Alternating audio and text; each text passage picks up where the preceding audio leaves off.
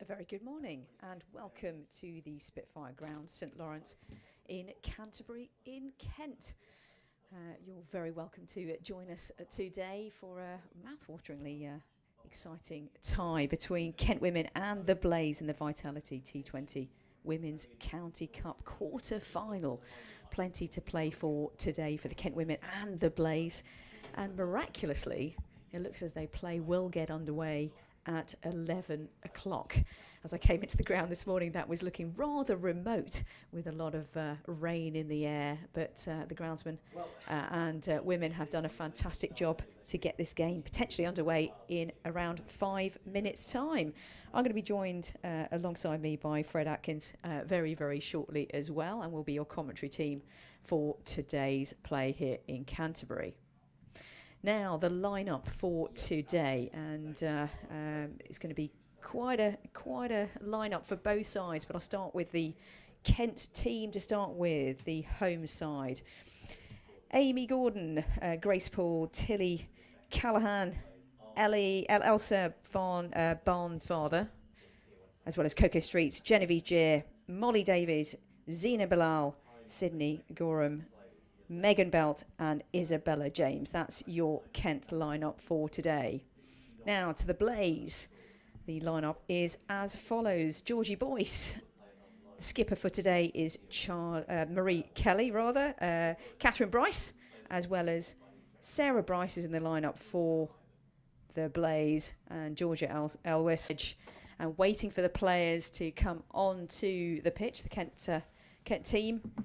Well, they actually won the toss today and elected to field. Interesting decision with overcast conditions. There's plenty of potential work to in terms of movement through the air with the ball, etc. So probably the right decision, but we shall see how it goes. In a 20-over game, you need to get those wickets pretty fast, but they'll be hoping for some movement and some wickets against this very, very strong Blaze side. And the umpires, they're just about to take the field as well. That's Neil Bainton as well as Julia Jarvis as well. And I'm delighted to say that Fred Atkins is alongside me. Good morning, Fred. How are you? Good morning. All right. We're going to get more cricket than I thought we were going to get when I set off from Maidstone in a shower about an hour and a half ago. Did wonder if we might end up having an old-fashioned bowl-out to decide this. We need 5 overs aside to get a result in. Kent just emerging onto the field, led by Megan Belt, their captain. Pretty strong-looking Blaze lineup out there today. It looks like it's one of the Bryce sisters coming out to open, wearing their sort of fiery orange uniforms, the Blaze, as they enter the field of play here. Just looking to see who it is that's going to be opening the bowling.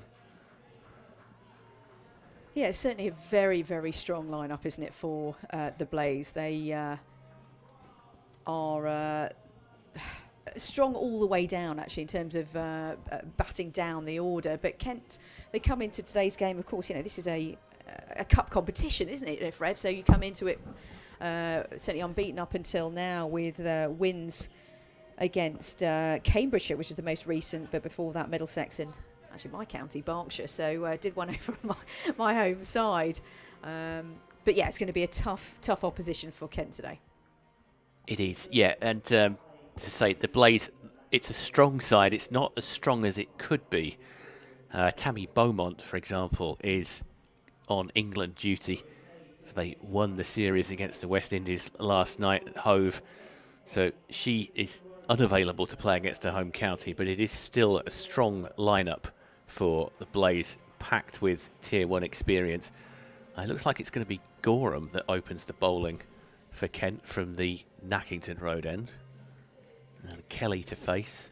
Yeah, down the hill from the Nackington Road end to start with. And we are miraculously underway, bang on 11. In fact, I make it 1 minute to 11, that to be absolutely precise. But we start this enthralling Vitality T20 Women's County Cup quarter-final. Here comes the first ball. Cut away, short and wide, but straight to the fielder at point and no run. Yeah, dot to start with. And Kent will take that. As you say, probably not a bad idea to start early here, given the prevailing conditions. Very black, looking over the back end of the Nackington Road end. Indeed. So Sydney Gorham with a second ball of the innings so far, with Kelly on strike, the right-handed batter. Ball comes in, and again cut into the offside, and there's plenty of room out there, and there's a chase on in the deep, but it's going to hit the boundary edge. Not quite got a line and length yet. Gorham 4 runs to the board. The Blaze 4 without loss. And a very precise shot from Kelly, pierced the fielders there, sort of square cut. Well, it's like Robin Smith used to play. Oh, love it. Oh, yes. And it's not a lot of room for error there either, because basically had somebody at point, somebody at cover, and it went right between the two of them. Of course, we're in the power play as well, so if you get outside that circle, you're in. Short and wide again, but now straight to the point fielder. So 3 balls pretty much in the same region. 2 to the point fielder and 1 just to the side, and 4 runs up the hill. And, you know, there is a bit of moisture, to say the least, in the air here in Canterbury. So the outfield's not going to be electric. And but if you get it right, you know, even up the hill, probably going to be 4 runs. Now, can Gorham get a line of length just a little bit better for this next delivery as you come in past the umpire, in and bowls? Defender this time. And there's no run. Nice ripple of applause today. Yeah, Fred, both of us have taken our jackets off. We're warming up in here. I think both of us came ready for winter weather. But isn't it brilliant to have play underway at 11? It is, yes. I think we were both worried, as I said a few moments ago, worried that we might end up having a bowl out or a toss of a coin to decide this. Next ball of the over. In from Gorham, and this a nice bit of movement there, but nothing really to worry about from a batter's perspective. Just jagged into the batter Kelly, but bit of movement to talk of, which is expected really with the overcast conditions. It's the first one to give Kelly anything to really think about there. It's the first time she's looked uncomfortable in this over. Seemed to hit her maybe on the hip area. Yeah, Marie Kelly on strike, 4 from 5 deliveries. Ball comes in, full delivery, punch to the offside, but a fielder comes sprinting in, and there's no run. So end of the first over of 20, and the Blaze are 4 without loss. Kelly on 4, and Boyce yet to take a ball. And Fred, yeah, good start for the Blaze, but I think line of length, of course, is going to be absolutely key for the Kent bowlers today. Well, I think Gorham will be very happy with the way that over went. Apart from that one square cut that found its way to the boundary, just 4 off the first over. It looks like it's going to be Amy Gordon who is going to be bowling from the pavilion end. Opening for Kent from the pavilion end here. Amy Gorham, once of Surrey.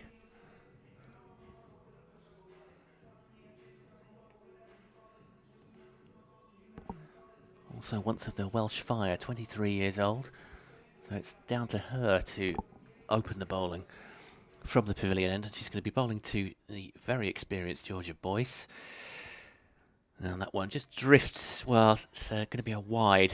Just drifted very slightly down the leg side. And of course, anything down the leg side at this level is given as a wide. And so Blaze move on to 5 for no wicket. Gorham comes in again. This one is wider of off stump. It's cut away, but it's fielded. That's around about point. So there's no run taken. So decent recovery from Gorham there. Sorry, from Gordon, I should say. Gordon comes in again. 3rd ball of the over. This one is cut through the covers, and that's going to be 4 for Boyce. Just a little bit loose, that one. Yeah, just punched into the offside. Had plenty of time to place the ball and go down the hill, and 4 easy runs there. Yeah, it was down the slope as well. The boundary is probably a bit shorter than you'd expect for a normal men's county game here. As Gordon runs in. This is the 3rd ball of the over, of course, because of that wide. This one is just tucked towards mid-on, and there'll be no run there. So the score remains 9 for no wicket. as Gordon comes in again. Right arm off spinner. That is fielded again around about the mid-on area. So again, a dot ball. Gordon comes in again, right arm over, and this is just sort of prodded back past the bowler on the offside. It's fielded, they'll take a single. Blaze move on to 10 for no wicket.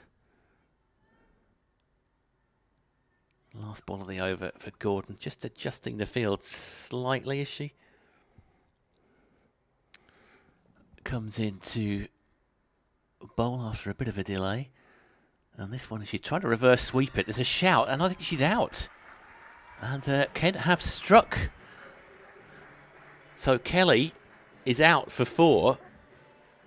And Gordon has taken a wicket there.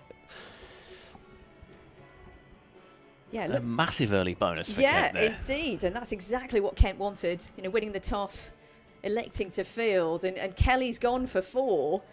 She's had the lion's share of the strike rate so far in the innings, but that was a very interesting shot selection. She went telegraphed it, didn't she? She went for the reverse sweep very early, almost premeditated. And just looking at the replay, I've got to say that was a pretty easy decision for the umpire.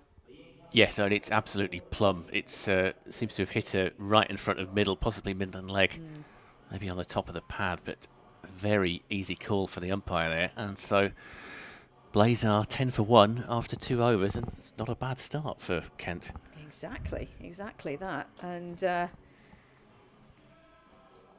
this is exactly what Kent wanted, didn't they? Into the next over very quickly, actually. And this is Kent need to put the pressure on and keep this pressure on the Blaze. As I said, sort of winning the toss and electing to field. So you want to make that count in every way. So fresh new over from the Nackington Road end. Here's Gorham down the hill. Could she get her line and length a little bit better off the mark from the start of this over? She's in now and bowls. That's much better and beats the bat. Excellent delivery there from Gorham, and that's exactly what Kent wants. Yeah, that was in that corridor of uncertainty. Boyce just had a little bit of a prod at that one. Very easily found its way into Molly Davis's gloves there. As it is, Blaze stay on 10 for 1. Yeah, an excellent delivery then. She comes down the hill and past the umpire for the second delivery of the over and in. And I guess, again, a full delivery, but slightly wider. And it goes to probably the busiest fielder on the pitch so far, and that's the fielder at point, who's been awfully busy. But yeah, an excellent delivery to start with, and Kent looking to make it really count. Yeah, Amy Gordon, just 23 years old, born in Epsom, just down the road-ish. And Boyce on strike. We've got a Boyce and a Bryce. That's going to keep us busy. We've got 2 Bryces as well. Indeed. And this one just jags back in a little bit into the batter. Again, a little bit of movement through the air and just goes into the chest area of Boyce. Didn't connect with that one. She felt like she missed out there a bit. She rehearsed a shot into the onside, which would have probably resulted in at least 1. Yeah, it's a very exposed boundary on the leg side there. 10 for 1, Blaze. Kent bowling. Driven into the offside. And a brilliant stop at cover. A really excellent stop there. And Kent can be very proud of the fielding so far, actually. Been pretty much on the money, and they need to be. You know, it's a very strong Blaze side, and Kent coming into today's game with plenty of confidence, I'm sure. But that's what they need, don't they, Fred, today? Great bowling and excellent fielding just to keep the pressure on. Yeah, it was Amy Gordon flinging herself at that one to prevent the run. 4 dots so far in this over. Who said that fielders? Oh, and a great drive, and it's in the air, and this could be out. And indeed it is. A massive strike down the ground, pretty much the only fielder in the deep on the onside. In fact, it was long on, and it seemed to be in the air for an absolute age. And Kent have got their second wicket of the day. Well, incredible. And it's Boyce as well, who you might describe as a prize wicket there. I've seen her take opposition apart before. She's been caught by Zina Bilal there at long on, off the bowling of Gorham. And so this is really as good a start as Kent could have asked for here. Yeah, as they woke up this morning, this would have been the dream start they were looking for. Exactly. Georgie Boyce, plenty of experience. She's been part of the England Academy since 2014, and she's back in the hutch already. And I think she'll feel disappointed that. I wonder whether she, her eyes just lit up there. A nice full delivery there to be driven, but it was obviously incredibly lofted.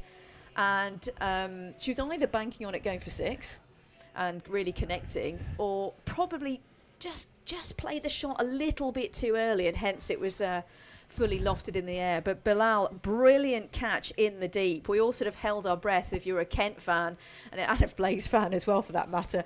And 2 wickets, so Blaze 10 for 2, and we're just into the 3rd over and last ball of the over. This one's pushed into the onside, and they go through for an easy single just to ease the pressure. An excellent over there from Gorham. A wicket in it and just 1 run given away. So Kent are going very well. Winning the toss looks like a good decision now, Fred. Well, it does, yeah. And fielding for that matter. 11 for 2 after 3 overs.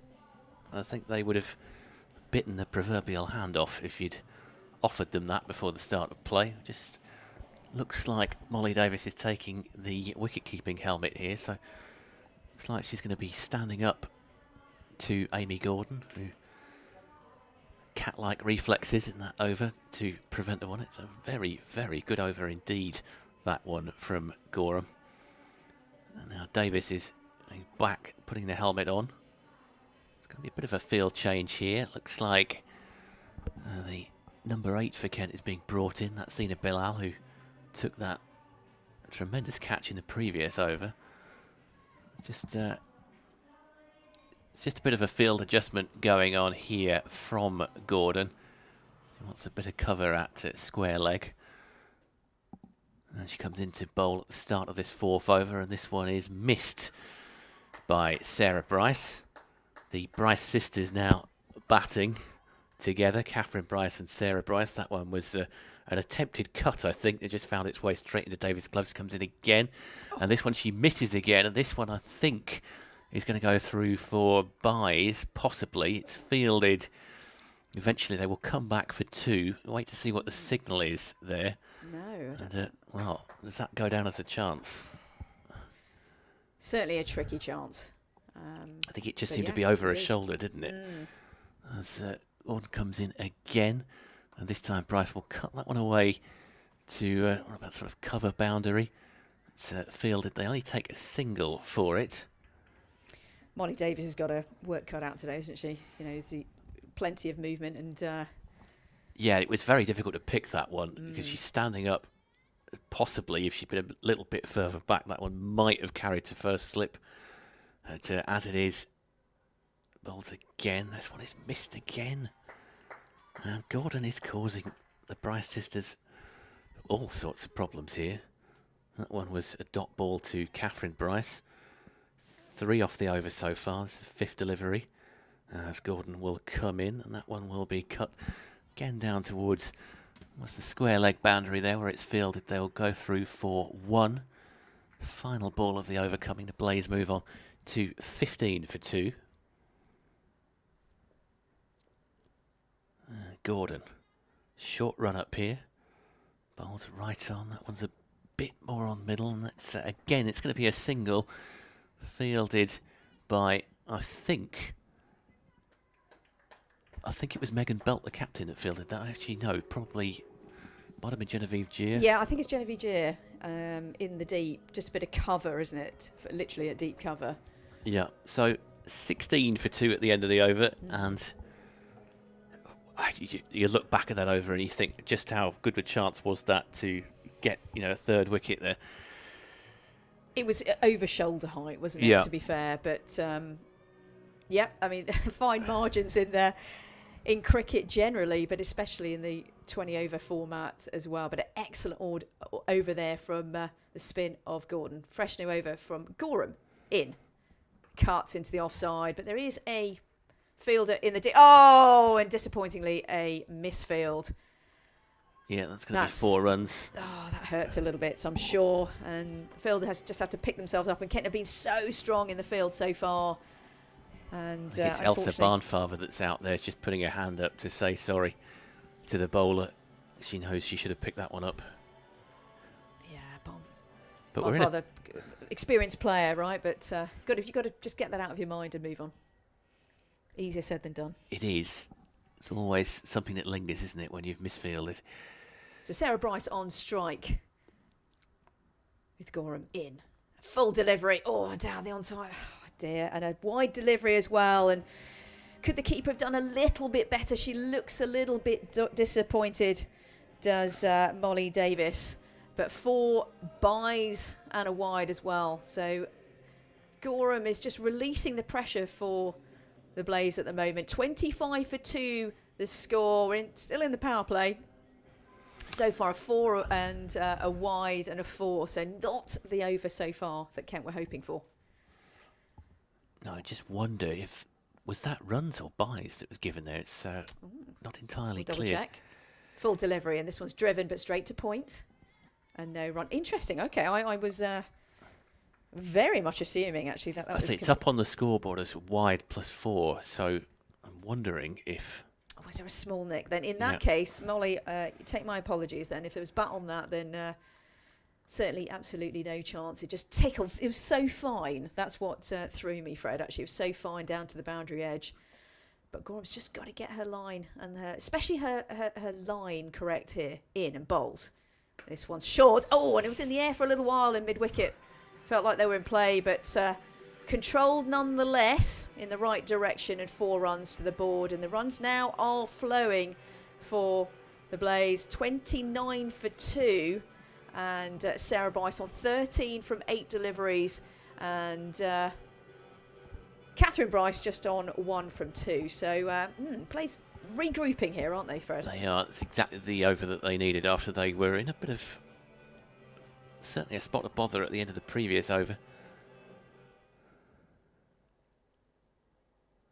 Past the umpire and bowls. Full delivery into the onside though, but straight to mid-wicket this time. And there is no run. By the way, thank you to all of you for getting in touch. You can get in touch with us live stream at kentcricket.co.uk. I repeat, live stream at kentcricket.co.uk. Laura Bailey, hello to you, who's a squad player, is watching live whilst flying back from the US. Leg spinner as well. So Laura, hello to you. Hope you're enjoying the coverage so far. Do get back in touch and tell us how you're getting on. Next delivery, a slow delivery. Oh, and cut into the offside, and a bit of a misfield there from the Kent fielder. Probably fooled her with a bit of spin there. Was a thick edge into the offside by the batter. An attempt really to recover herself. Did that was take a a vicious bit of spin there. You have to be very careful in the offside there. Point and the sort of deep gully area. But 2 more to the board. Yeah, as you say, Fred, a little bit of spin to contend with. Right, ball comes in. Cut into the offside once again. But pretty close to the batter, Sarah Bryce, and goes straight to point. And no run. An expensive over there. And the Blaze move on to 31 for 2. By the way, if you're just joining us, welcome to the Kent Cricket live stream, proudly sponsored by Cluberly. Welcome along. Kent in Canterbury is currently overcast, isn't it, Fred? But no sign of rain. It's better than we thought it was going to be. The forecast was fairly grim looking this morning, and contingency plans were being made. But, as it is, it looks like we're at least going to get something approaching a game in here. Blaze currently 31 for 2.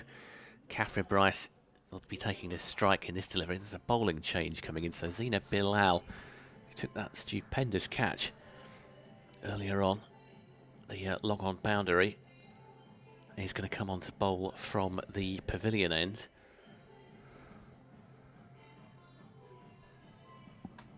So it's Catherine Bryce who's the junior partner in this partnership so far, just on 1. Sarah Bryce has done the bulk of the damage, taking 15 from 11 as Bilal comes in to bowl right on a fairly short run up, and she just aborts the run up there for a second. I'm not sure if that was something to do with the batter not being ready or if she just lost something. So Bilal will come in now to bowl the 6th over, right arm medium. And that one is just sort of bouncing. It's going to just a little bit of a run. Just a half chance of a run out there, but I think they fairly comfortably made their ground in the end. So sort of attempted cut shot that kind of bounced almost into the ground. And point where Tilly Callaghan came in. As you say, it's been the busiest fielder on the pitch so far. Came in and fielded, and there's 1 run added to the total as Bilal comes in for her 2nd delivery of the over. And this one is going to be given as a wide, and it was a short, well, probably a good yard down the offside there, and a fairly easy decision for the umpire to make. So it's an extra run added to the total as Bilal will come in again from the pavilion end, bowling to Sarah Bryce. This one is, that's a half chance, is it? Sure if you got anything on that. And it's going to be 4 runs. And I think it was just the sheer speed that took it past Molly Davis there. Yeah, it was definitely a nick. And if there'd been a first slip in play, I think it would, just looking at the replay, it would have gone to first slip. So a moral victory for the bowler. But well, it'll certainly make her feel better after the previous one was given as a wide. As it is, it goes for 4 runs. So Bilal comes back in to Sarah Bryce, who's on 19. And Bryce, again, it's not an orthodox shot, but it's going to get her 4 runs again. Sort of flew off the bat towards the backward point boundary. No fielder near it, I'm afraid, from a Kent point of view. And so Bryce moves on to 23 from 13 deliveries. And the Blaze move on to 41 for 2. So which is a decent recovery, given that Kent had them 2 wickets down very early. Bilal will come in again from the pavilion end, right arm over. And this one is hooked, and it's another ugly shot from Sarah Bryce, and it's another ugly shot that's going to get her 4 runs. I have to say I completely agree with you there. Actually, it was definitely not completely controlled. It was almost a hook shot, when it wasn't meant to be in any way. But and she's incredibly lucky that didn't go to the square leg fielder. That could have gone anywhere actually. And if it was she's taken it a little bit too early, it could have even gone to. Yes, I don't want to sound like I've got it in for Sarah Bryce. No, but you're right. I mean, it's not hugely controlled. I think she took it from the offside and tried to hook it. As Bilal comes in again to Bryce, and Bryce again plays not the most controlled of shots. This is just going to get her a single. It was down to about the 3rd man area. Sarah Bryce is trying to cut pretty much everything at the moment. Really interesting, even if it's very close to the body. If I was the bowler, I would try and make sure you tuck her up as much as possible and just make it slightly fuller. As Bilal comes in to Catherine Bryce, and this one is going to elude the fielder, and this is also going to be 4 runs. So the Blaze have made a pretty decent recovery here. The 50 comes up for the Blaze. That was 4 to the square leg area. And this has become a very handy partnership between the Bryce sisters. Catherine just getting in on the act there with a boundary to take herself to 6 from 4 balls. Sarah Bryce, 28 from 15 so far. So the Blaze, decent recovery from them, given that they were, I'd say, up against it slightly. They were down at 11 for 2, I think it was. Sorry, it was 10 for 2. Yeah. So at that point, Kent were looking like they made a very good start, but this is a decent recovery, 50 for 2 at the end of the power play. And there's going to be another bowling change. Looks like it's going to be James who comes on to bowl from the Nackington Road end. Yeah, fresh new over and a fresh new bowler. Down the slope here at Canterbury comes James, and Sarah Bryce, who's been knocking the ball about a huge amount, is on strike. First ball of the over. Cut into the offside. There's a player in the deep. Bit of protection for the spinner. And they just take a single. Who's in the deep there? It looks It's like... Barnfather, I think. Barnfather, yes. Elsa Barnfather in the deep. I think Kent will be looking for that breakthrough, obviously, here. You know, the two sisters, the Bryce sisters at the crease. Sarah Bryce, 29 from just 16 deliveries. Here comes James next in. Flighted delivery. Oh, and just tucked into the offside very nicely, actually. That was very controlled. Played it awfully late, although it was pretty close to the wicketkeeper. It was one of those shots where she looked like she was in control of it, but it didn't miss Molly Davis's gloves by a huge amount. Fielded eventually by Callaghan. Sarah Bryce on strike. Again, cut into the offside. It feels like there's a cut stroke pretty much every delivery. I think it's in the wheelhouse of Sarah Bryce. I think anything short, slightly short, 52 for 2 in that 50, not the partnership, the 50 is already up for the Blaze in a flash. Next one from James. Flighted delivery and a lovely on drive. And they just go through for a single. There's a player in the deep at long on. One more to the total, 53 for 2. And that was really nicely played, actually. Just for young players out there, just stealth-like, just move down the wicket a little bit and just push it into the offside for that easy single. James in again. Very flighted delivery and almost a full toss. Well, that fooled from me. The leg spinner. Wow. Fooled me up here. It didn't fool Catherine Bryce. She just about dug it out. But dot ball would say victory to the bowler in T20 cricket. Dipped viciously. James in again. And it's a catch into the offside. Would you believe it? Catherine Bryce, 7 from 6 deliveries, just moved her body to the offside, manoeuvred herself to try and get it into the onside, rather, where there was not many fielders there at all. And guess what? She picked out the fielder. Well, exactly. And it was almost in slow motion. Bowling there from James. It was set up by the previous delivery. A very deceptive flight. I said it fooled me up here. She's bowled a very similar delivery, and this time it's a premeditated cut shot by Catherine Bryce. She's caught by Grace Poole. So where would you say it was? Backwards square leg or something? Yeah, it was back. It was. You could call it a very short third man, even. Yeah. Sorry, fine leg rather for the right-handed batter, of course. But yeah, it was an unusual fielding position, but picked her out beautifully. And would you believe it, Blaze, 53 for 3. If Kent were completely honest, and if they really wanted everything in life right now, they would want Sarah Bryce to be back in the hutch as well. But Catherine Bryce, her sister, well, a danger player in now, Georgia Elwes.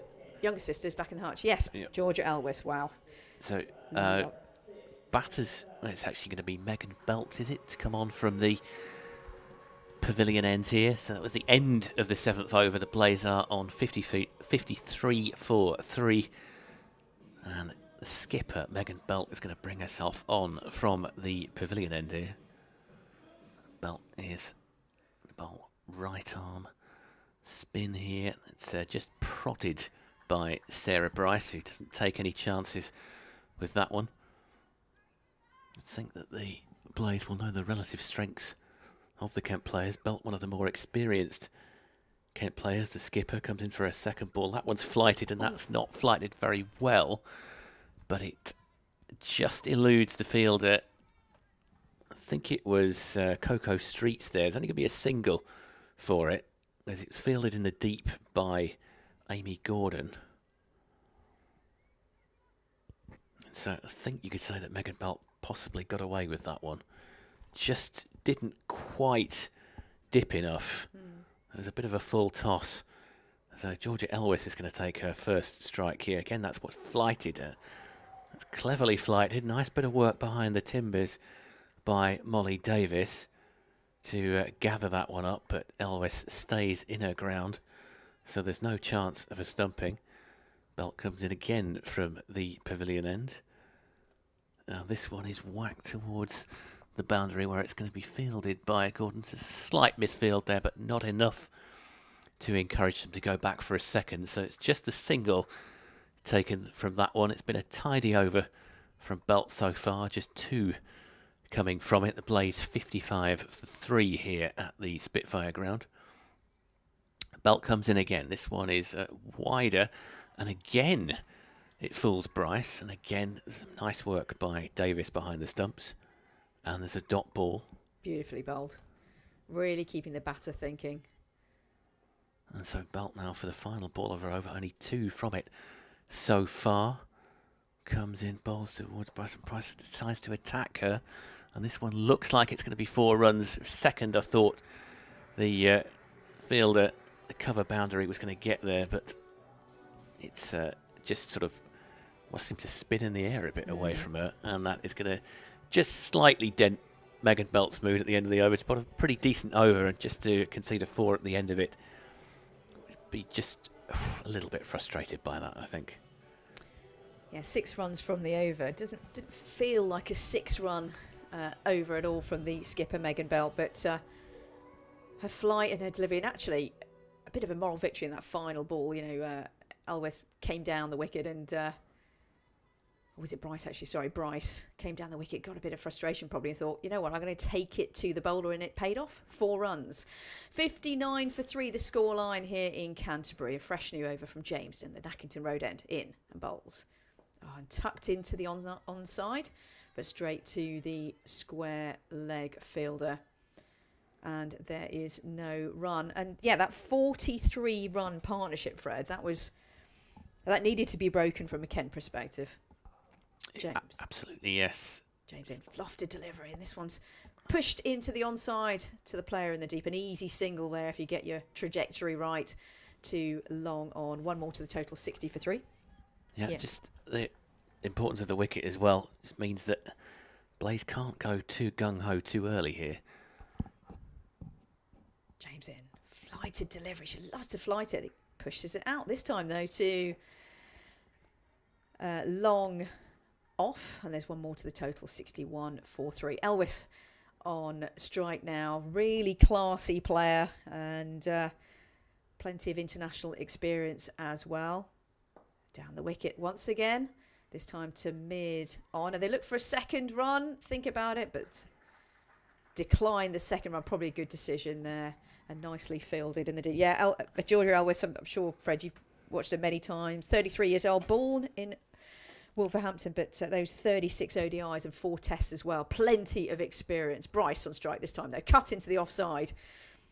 Loves a cut stroke, don't they, the Blaze batters, to just the right of the point fielder. So they go through for a single, 63 for 3. I saw Georgia Elwes at Surrey playing for the Blaze a couple of weeks ago. She's very unlucky not to end up on the winning side. That match was tied in the end.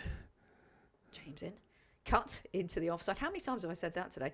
But straight to the cover fielder, and there is no run. It looks as though the ball is flighting through nicely, but the speed and the orientation of the ball means that actually getting onto the back foot and punching it into the offside seems to be a good option for the batters so far. But this game finally poised here at the Spitfire Ground, St Lawrence. It's a very good over from James. Only 4 came from it, 3 came from it. Belt is going to continue from the pavilion end, but it looks like she's going to go over the wicket here. So that's an interesting change. She's bowling to Sarah Bryce, trying something a bit different. Probably going to take the LBW out of the equation. That one is cut down towards, well, so the cover boundary. Just be a single there. And with Elwes back on strike, Belt reverts to over the wicket again. And this one is, well, it's a shout for an LBW there. No one else really is interested. It's given us a leg by. It's just 1 leg by there. Elwes and Belt, sort of hopeful appeal more than anything else. And she goes back around the wicket to Sarah Bryce, who is currently on 38 from 25. And here comes Megan Belt, the Kent captain. That one is lofted, and that's charged down the wicket by Sarah Bryce. I think this is going to get her 4. It is going to get her 4 runs. It's just eluded 2 fielders there. Zina Bilal was the fielder on the boundary. And Grace Poole with a dive, but She's obviously seen the flighted delivery coming and charged down the wicket there, Sarah Bryce. She moves on to 42, closing in on a half century here. Belt stays round the wicket. This one is shorter, full of length, not flighted quite as temptingly for the batter. And there'll be no run there. So it's a decent recovery from Belt after the previous one went for 4. Comes back in round the wicket to Bryce. Bryce again goes for it, and that's almost finds the fielder.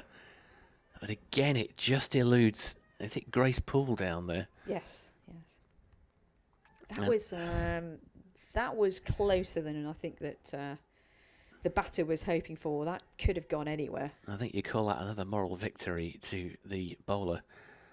As Belt comes in round the wicket. That one's more lofted. Doesn't get an entirely controlled stroke from Sarah Bryce, but she'll get single for it. And so I got to halfway kind of over, isn't it, from Megan Belt there. A couple of moral victories in there, but she's gone for a few as well. 72 for 3, the score after 10 overs. So at the halfway point, well, if they carry on at this rate, it'll be around about the 140 mark. You would expect them to accelerate if they don't lose wickets at some point. Looks like James is going to continue here from the Nackington Road end. Indeed. Continue with some spin. Freshen you over. Very flighted delivery and turns into full toss. And then the potential catch. Oh, and over the head of the fielder in the deep. For a moment there, Fred, I thought that was another potential catch on the boundary edge, but the ball's gone into the retirement village. We might need a new ball. Can we have a ball back, please? And that is Sarah Bryce's 50. She's getting a warm round of applause there. I think Sarah must have had her heart in her mouth as well when she hit that one. I'm not quite convinced that she got hold of it, but it just was probably maybe a foot over Genevieve Gear's jump as she tried to get that on the boundary. To be fair, I don't really think you can call that a chance. No, it wasn't a chance. But I think for the moment it hit the bat, there was a moment where I certainly thought the fielder Gier was in play, but no, went over her head. And Genevieve's is quite a tall fielder. And you're not missing any play, ladies and gentlemen, because we're still looking for our ball. There's a negotiation going on with some of the residents at the Freeman House. Please, can we have our ball? It's gone into a garden where I don't think there's a residence in it's a fairly regular feature of Kent's men's blast games. Yeah. When the ball gets whacked over on that side, there's usually somebody in the flats who is available to retrieve it. On this occasion, there's a bit of a search party going down there. I've seen a couple of games this year, actually, when half the Kent side had to go into the gardens because there wasn't anybody watching at the time. And I was just thinking, the way that the Kent men's side's injuries have been this season, I was thinking it would be just Kent's luck if somebody pulled something trying to climb over the fence. Looks like have we got a replacement ball out there? See, somebody seems to have brought something on, so I think maybe there's going to be a replacement. It certainly looks like they are still searching for the original. So Isabella James continues from the Nackington Road end. This one's a tighter delivery, cut into the offside. Nicely played there, very, very late by Sarah Bryce, the half centurion. 52 from 31 deliveries, Sarah Bryce. I think she's played beautifully, really controlled and actually quite aggressive, and needed to be after Blaze lost a couple of quick wickets. They were 10 for 2 at one point. James in again, this time to Elvis, and driven into the onside to the long on fielder. They go through for a very easy single. If I was Georgia Elvis, I would play the role of watching my partner knock the ball around as she is and just rotate the strike. And I think Georgia Elvis has got the experience to play that way. Isabella James in again. This one's cut into the offside. Very, very late. Incredibly late. Tucked into her. Probably not enough room really to be cut into the offside, but no run. And a really nice innings so far for the Bryce sister, whose other sister's gone back in the hutch. But she's striking it nice. Oh, cut into. Oh, that could have gone absolutely anywhere. Sarah Bryce is playing some premeditated strokes here, and actually if she rehearses the stroke that probably was more appropriate for that ball down leg side. You're listening to the Kent Cricket live stream, proudly sponsored by Cluberly. Here's James in again, cut into the offside, and there's fielder in the deep though, so there's no boundary this time.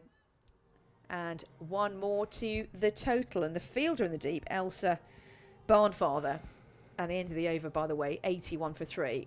I would love to ask Elsa if she has a sort of baseball background, because a throw in for young fielders out there, that type of slingy movement, she can ping it in, that's for sure. I can tell that's why she fields in the deep, but I love that move. I love a bit of skills being transferred from sport to sport, Fred. Yes, I am a geek, ladies and gentlemen. Well, 81 for 3. So belt will continue from the pavilion end. And this one is cut by Bryce, but it's fielded point by Tilly Callaghan. So there's no run. Dot ball to start the over. Just trying to work out what a good score will be on this. Of course, you can never really tell. On course for 150-ish at the moment, you'd think, oh, and that's a rank delivery from Megan Belt, I'm afraid. Almost shoulder height down the leg side. Umpires are conferring about what they're going to do. It's a wide signalled. And they've run 2 as well, and that just seemed to slip out of Megan Belt's hand there. I don't think she's been given an official warning, but it did look quite high. As Belt comes back into bowl to Bryce, and Bryce, it's a full toss, and Bryce will chop that one down. Is she going to get a 4 cow corner? Yes, she is. Thought for a second that Amy Gordon might just be able to get there, but it bounced just before the rope. Megan Belt just struggling a little bit at the start of this, the 12th over here. Wide, high wide that went for 2 and a boundary there to Sarah Bryce, who moves on to 57 as Belt comes in. This one is a bit wider of off stump. It's not going to be given as a wide though. I thought Bryce was reaching for that a little bit. Well, she hit it, so I don't think you can give it in that sense. But yeah, she was reaching a long way. I think it's the way she backed back towards the leg side possibly helped, as well as Belt comes in again. It's not a great shot, but she's going to get away with it, Sarah Bryce. Was a moral victory to the bowler there. A sort of almost a slice, if you like, from Sarah Bryce there as Elvis gets onto the strike. Elvis on 4 from 8. Belt comes in from the pavilion end, and that one is driven on the leg side. It's not stopped by the first fielder. But, it'll be pinged in by Zina Bilal. So they just take one. There's a slight misfield. Just for a second, the Blaze thought about running a second there. It's most annoying misfield when you hit the stumps. The ball belts off and the batters go for an extra one. But they didn't this time. As Belt will come in. And that one is given a bit of width. Again, you'd say it's not possibly where Sarah Bryce intended that one to go. They're only going to get 1 for it. Sort of, well, it ended up on the cover boundary, didn't it? Where it was fielded fairly comfortably by Genevieve Gier. And the Blaze will move on to 91 for 3. Just as a conversational point, the Blaze have got a supporter here on the. She's standing on the aim stand on her own. She's been dancing solidly for 12 hours. I saw her. 12 hours. Sorry, 12 overs. 12 hours really wow. would be an achievement. Exhausted. But she is. She's not stopped moving for the whole of the Blazers' innings. Good on her. Isabella James continues from the Nackington Road end, and this one's a lofted delivery once again. Very flighted delivery from Isabella James, but defended to the offside by Sarah Bryce. No run. I think Sarah Bryce, look, credit where it's due, 59 from 40, 147 strike rate. And she is on the offensive here. Bat raised, Bryce, and into the onside. It's called a wide, as you say, Fred. Anything down the leg side, Julia Jarvis with a pretty easy decision of a wide. As a bowler, you think of it as a bonus ball. That's how I used to think about it. She's been quite. It's probably the first loose ball, she's bowled. James, a right-handed bowler, and pushed to long on. Good play there from Sarah Bryce. I think she's been looking to pretty much belt every ball for 4, how it's felt like. But actually, just relieve the pressure, put on strike your very experienced partner of Elvis. 5 from 9 deliveries. She's just getting warmed up here. And James down the hill. In. Full toss into the onside, but there's a player in the deep, so this should be cut off. Nicely cut off by the fielder, and really finally thrown in there. Nicely done. 2 more to the total, but it's definitely saved 2 there. A nice sliding stop on the boundary edge. 95 for 3, so the Blaze are quickly approaching their century, and Elvis to face. And into the onside again. An easy single. They've got an easy single at this sort of deep square leg fielder, as well as long on and long off as well. So Kent are searching for a wicket here. Where are they going to get it from? And Sarah Bryce, 60 from 41. The Scottish international is on strike. Cut into the offside. Player in the deep.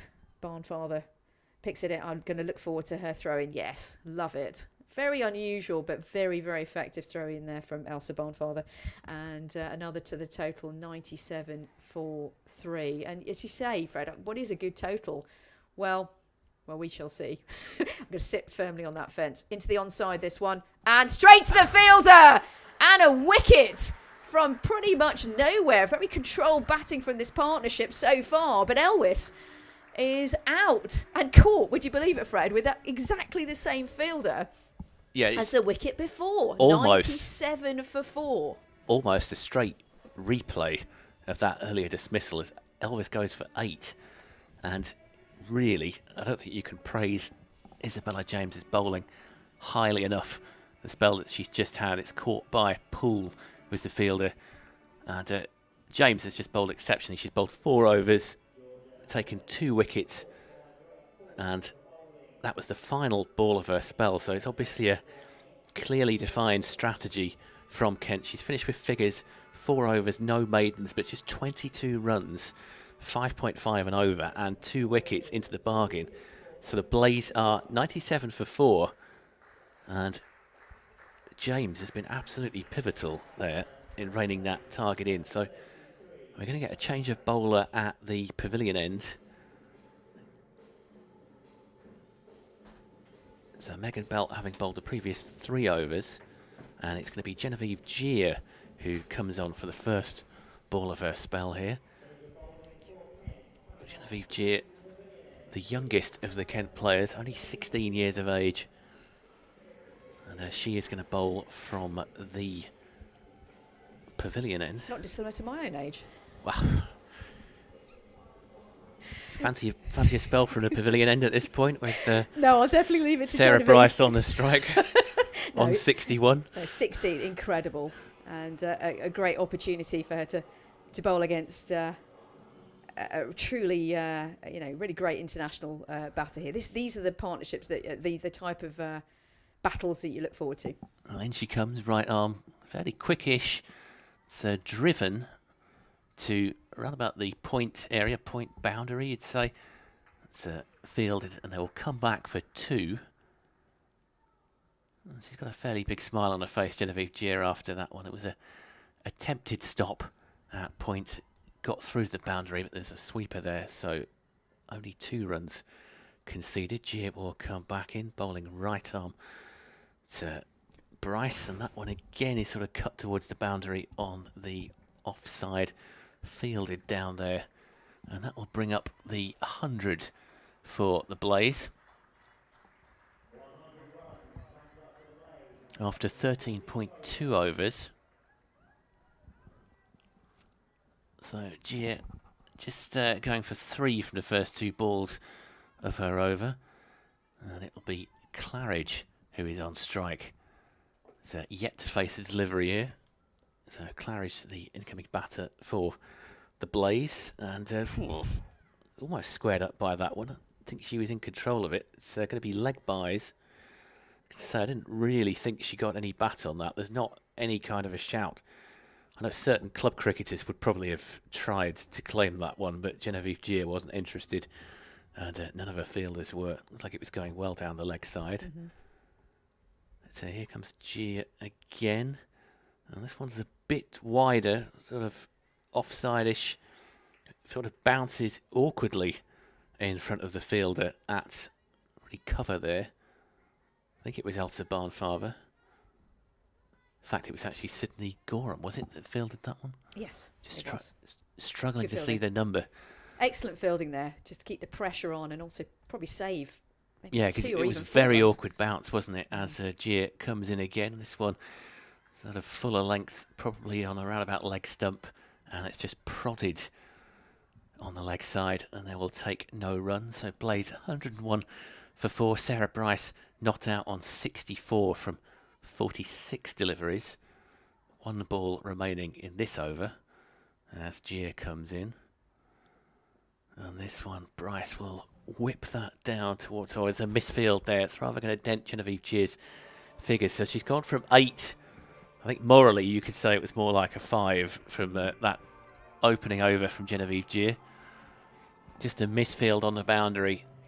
Bryce, how lucky would you say she's been so far in this innings? Because she's obviously been the mainstay of the Blazes total, but she's ridden her luck at times, but that's the nature of T20 cricket, isn't it? Well, they say if you're gonna hit it hard, and there've been some thick edges along the way, and you might have heard an ooh and ah actually during that over as well. It was just to the right, a ball that was cut into the offside, which we said a million times already today, just to the right of the point fielder. But yeah, I think she's had a controlled innings. But you're right, you're completely right, Fred. There have been some moments where Kent could have got a little bit more lucky, but that's the game that we love. So we're into 14 overs now, 6 remaining, and a new bowler from the Nackington Road Round, and actually it's Belt, I believe, that might be continuing Belt here. Switching ends here. Flighted delivery and pulled really into the onside. A better fielding there for Bilal, who probably saves the second run. 1 more to the total. And Claridge now is joining Sarah Bryce, the Scottish international, is with yet another partner. 68 from 47, a great innings so far.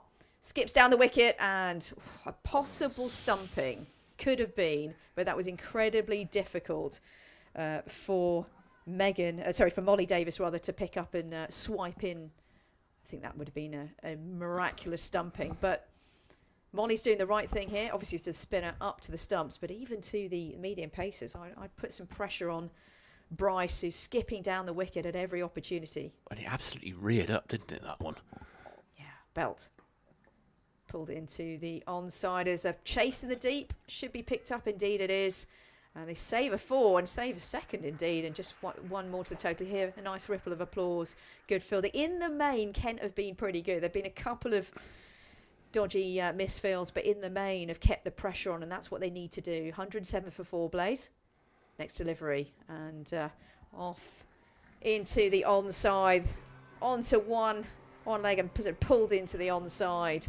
4 to the total, and Claridge will feel better for that. 5 from 3 deliveries, and she's off and running as well. 111 for 4. Let's start jumping around. Yeah, that was a decent shot from Claridge. Just dropped to one knee, saw it coming, and fairly comfortable for her. And it's Nelson. Indeed.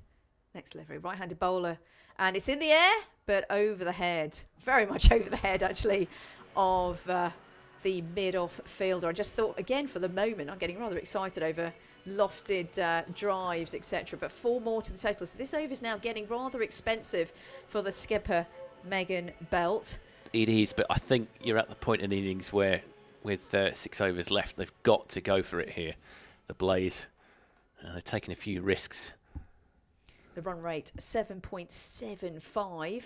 And round the wicket this time, and skipped along this delivery straight through to the keeper, and no run. But you're spot on, yeah. This stage of the innings, with just 5 overs remaining in this Vitality T20 Women's County Cup quarter-final. We're into the latter stages of the innings for Blaze, 115 for 4. Sarah Bryce with a stunning innings so far, 69 from 49 deliveries. And Claridge just joined her just recently. 9 from 5. So plenty to play for. If they can get over, what would be a good innings I'd for say you? that 160 would take a fair amount of getting. Obviously, they're going to have to up the scoring rate to get there, but they've still got 6 wickets remaining. Gia is going to continue from the pavilion end, bowling to Sarah Bryce. And that one is driven just... Oh, it's going to be a single. I was just sort of pausing for a second because it wasn't quite near enough to Sydney Gorham there at cover. It's maybe about 2 yards to her right, so it doesn't really count as a chance as Gia comes in again for the second ball of the over. There's a premeditated scoop shot there from Ella Claridge, and it looks like it's going to get her 4 runs. There's a diving attempt to stop that, but it always had a bit too much pace on it, going up the slope towards the Nackington Road end. So 4 runs to Claridge, who has 13 from 6 here. It's by far the highest scoring rate of the Blaze side. Nice stroke there from Ella Claridge. Low risk cricket there, and that's what you need. No one in the deep and no one too fine at all. And actually, indeed, just as I say that, the third man fielder just comes a little bit finer. As Gia comes in again. And Bob Bryce, and this one Claridge beats Claridge, who had a bit of a waft at that. It's taken by Molly Davis. So dot ball for Kent, and they'll take those all day long at this stage. There's Genevieve Gia, 5 off the over so far, 3 balls remaining. 120 for 4 the Blaze. Gia comes in, and this one is driven straight to the fielder. They will take a single, scamper a single. It's Megan Belt, the captain, who fielded that one around about sort of mid-off area, I should say. This is good bowling here from Gia. It is. Pace, keeping the pressure on, and they're going through for slightly dangerous singles. So Kent putting the pressure on here. As Gia comes in again, and again Bryce doesn't play the most orthodox of shots, sort of driven into the ground, and you can see as they take a single there, you can see her sort of throwing her head back as she completed that run. Sarah Bryce, I think she knew that that didn't go anywhere near where she wanted it to, and so we've had 7 off the over so far from Gia, which at this stage isn't bad at all. Comes in, and that one is pulls towards the cow corner area. It's going to be fielded, and they're just going to get 1 for that. So 8 from the over from Genevieve Gia, and I think the captain will be very happy with the way that she's only gone for 8 at this stage of the innings. 123 for 4 overs remaining. Yeah, she can be proud of that over, Genevieve. And young in terms of experience, but good pace, good line, good length, and the batters had to create things. And when you see batters having to do that in the game, in the men's game, in the women's game, you know you're getting somewhere, don't you? If you can't necessarily get the wickets, but keeping the pressure on is super important. 123 for 4 Blaze. They'll probably feel that they are short of runs here, and they are the tier 1 side. So well, at the moment, to use a bit of a cliche, if you were looking at this and you'd never seen a game of cricket before, you'd never know which was the tier 1 side and which was the tier 2. It's been a high standard performance by Kent so far. They've not been overawed in any sense by the names that they're facing. There's a bit of a shuffle of the field here. Yeah, Zina Bilal is going to start from the start off this over from the Nackington Road end, and lots of waving of hands from the skipper to move the field around. Just 18 years old, born in Croydon, but debuted actually 3 years ago, 2022 against Sussex. So some experience under her belt, and took that cracking catch earlier on today as well, and she'll be looking to bowl a little bit tighter and consistently here so far. Just the well, she had an expensive 1 over of 19 runs. Without that over, the Blaze really would be up against it. Let's see what she does here. Claridge on strike, Bilal in, and a ramp stroke, and just over the head of the short fine leg fielder. Premeditated stroke there from Claridge, who's come in and been rather creative. 19 from 10 deliveries so far, and slightly more dangerous stroke than the ramp stroke in the previous over, because there is a player, a fielder at short fine leg. But 4 runs onto Bilal's numbers. You won't like that too much, but premeditated and just connected nicely. 127 for 4. Bilal in.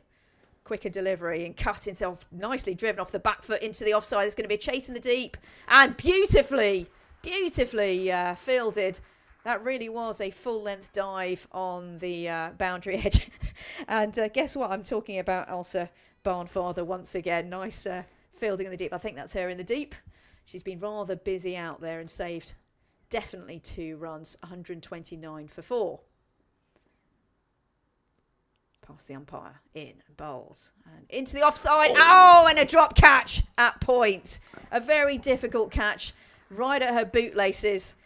And when they stick. And Tilly Callahan, she put in a great effort to try and get that one, Fred, but it would have just bounced out. Yeah, it would have been a stunning catch if she managed to reel that one in. It was difficult. She was, off balance, diving to her left, and it was just the wrong height for her. So Claridge gets a life there. Sarah Bryce on strike. And off the back foot, just pushed into the onside. They go for a single. They think about the second. In fact, Sarah Bryce wanted the second and was told to politely go back, please, by Claridge. 1 more to the total. 131 for 4. And it's just these moments, isn't it, in the game that they do turn it. We'll see whether that will play a big part later on. But I've fielded at point for many, many years and still field there now and again. And you have to be really on your guard. The balls fly at you from all directions. But for those ones, either they stick or they don't. But good effort there from the point fielder. Into the offside, and they go through for a single. Nicely fielded there from the Kent fielder, Bilal, with 1 more onto the total in the over. More controlled over so far from the teenager Zina Bilal. Her local club is Hayes, so just up the road as well. I'm sure the family are very proud of her performance, but she'll be looking for a wicket here. And from a Kent perspective, if they get Sarah Bryce out here, and pretty soon, they could really restrict the runs. Sarah Bryce on strike. Pushes herself around to the offside and into the onside. It's 4 runs. Is it going to be off the bat? It is indeed. Nicely created there from Sarah Bryce. You've got to say that the Scottish international made things happen, didn't she, Fred? She did, and I'm just wondering, we've got 3 overs left. Possibly a century might be a bit of a tall order from here, but you never know. Sarah Bryce, she's not going to be on strike at the start of this over. Claridge, who's on 23 from 13, will have that honour. She is scoring at 176.9 at the moment, so the run rate up to 8. And if it stays like that, 8 and over, I think Kent will be pretty happy with that. I think realistically, with 6 wickets remaining, the Blaze are going to put a bit of a charge on here. So wickets are going to be very important for slowing the run rate in this final 3 overs. We're going to have Amy Gordon returning to bowl from the pavilion end. Took an early wicket, has currently figures of 1 for 11, going at 5.5 as she comes into bowl right-handed. This one is pulled towards the leg side boundary, and that's going to be 4 runs for Claridge. Fairly easy meet for Claridge, that one, I think. And it ends up in the rain-soaked covers on that hospital side of the ground. Yeah, nicely played on down onto one leg, sort of pulled it into the onside, and plenty of room up there up the hill, and 4 runs to the total. And here comes Gordon again from the pavilion end, right arm. That one is sort of wide of off stump, and that's going to be another 4 runs. It's well driven by Claridge, and Kent's problem now is they've got 2 batters who are very well set. Bryce, we mentioned, hasn't been entirely chanceless during her 76 so far, but Claridge has looked pretty good for 31. As Gordon comes in again. This one might get caught. Will it be out? It's just going to fall short. I think it's going to go for 4 runs. And you can't really blame Barnfather there. It was very difficult. She had to come in. And just was a full-length dive, wasn't it? And she just couldn't quite reel that in. 50 partnership up between Bryce and Claridge. And Claridge has dominated so far. Had a bit of a life there. She moves to 35 as Gordon comes in. This one is going to be fielded. They're going to take a single. They're at the stage. It's going to be a run-out. No, Gordon can't reel it in. And I think that Claridge would have been home. Yeah, from this angle, it looked a little bit more dicey, but actually I think she was well in. So Gordon for the 5th ball of the over. This one is sort of chopped over the head of the cover fielder. It's going to go to the boundary where it's going to be fielded. They will come back for 2. The blaze will go past 150. And there's 1 ball remaining from Gordon's over.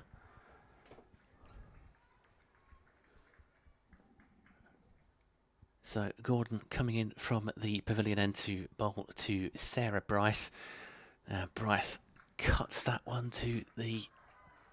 Yeah, cuts the boundary. It's going to be 4 runs there for Sarah Bryce. So she's going to move on to 82. And the score at the end of the 18th over is 155 for 4. 19 off the over. So a great over for the Blaze. And both batters out there are both international pedigree as well, with Claridge, a USA player, as well as Bryce, the Scottish international as well. So they're really making their experience count here. Just 2 overs remaining. Welcome to the Kent Cricket live stream, by the way, if you're just joining us. 2 overs to go for the Blaze in this T20 Women's County Cup quarter final, all to play for.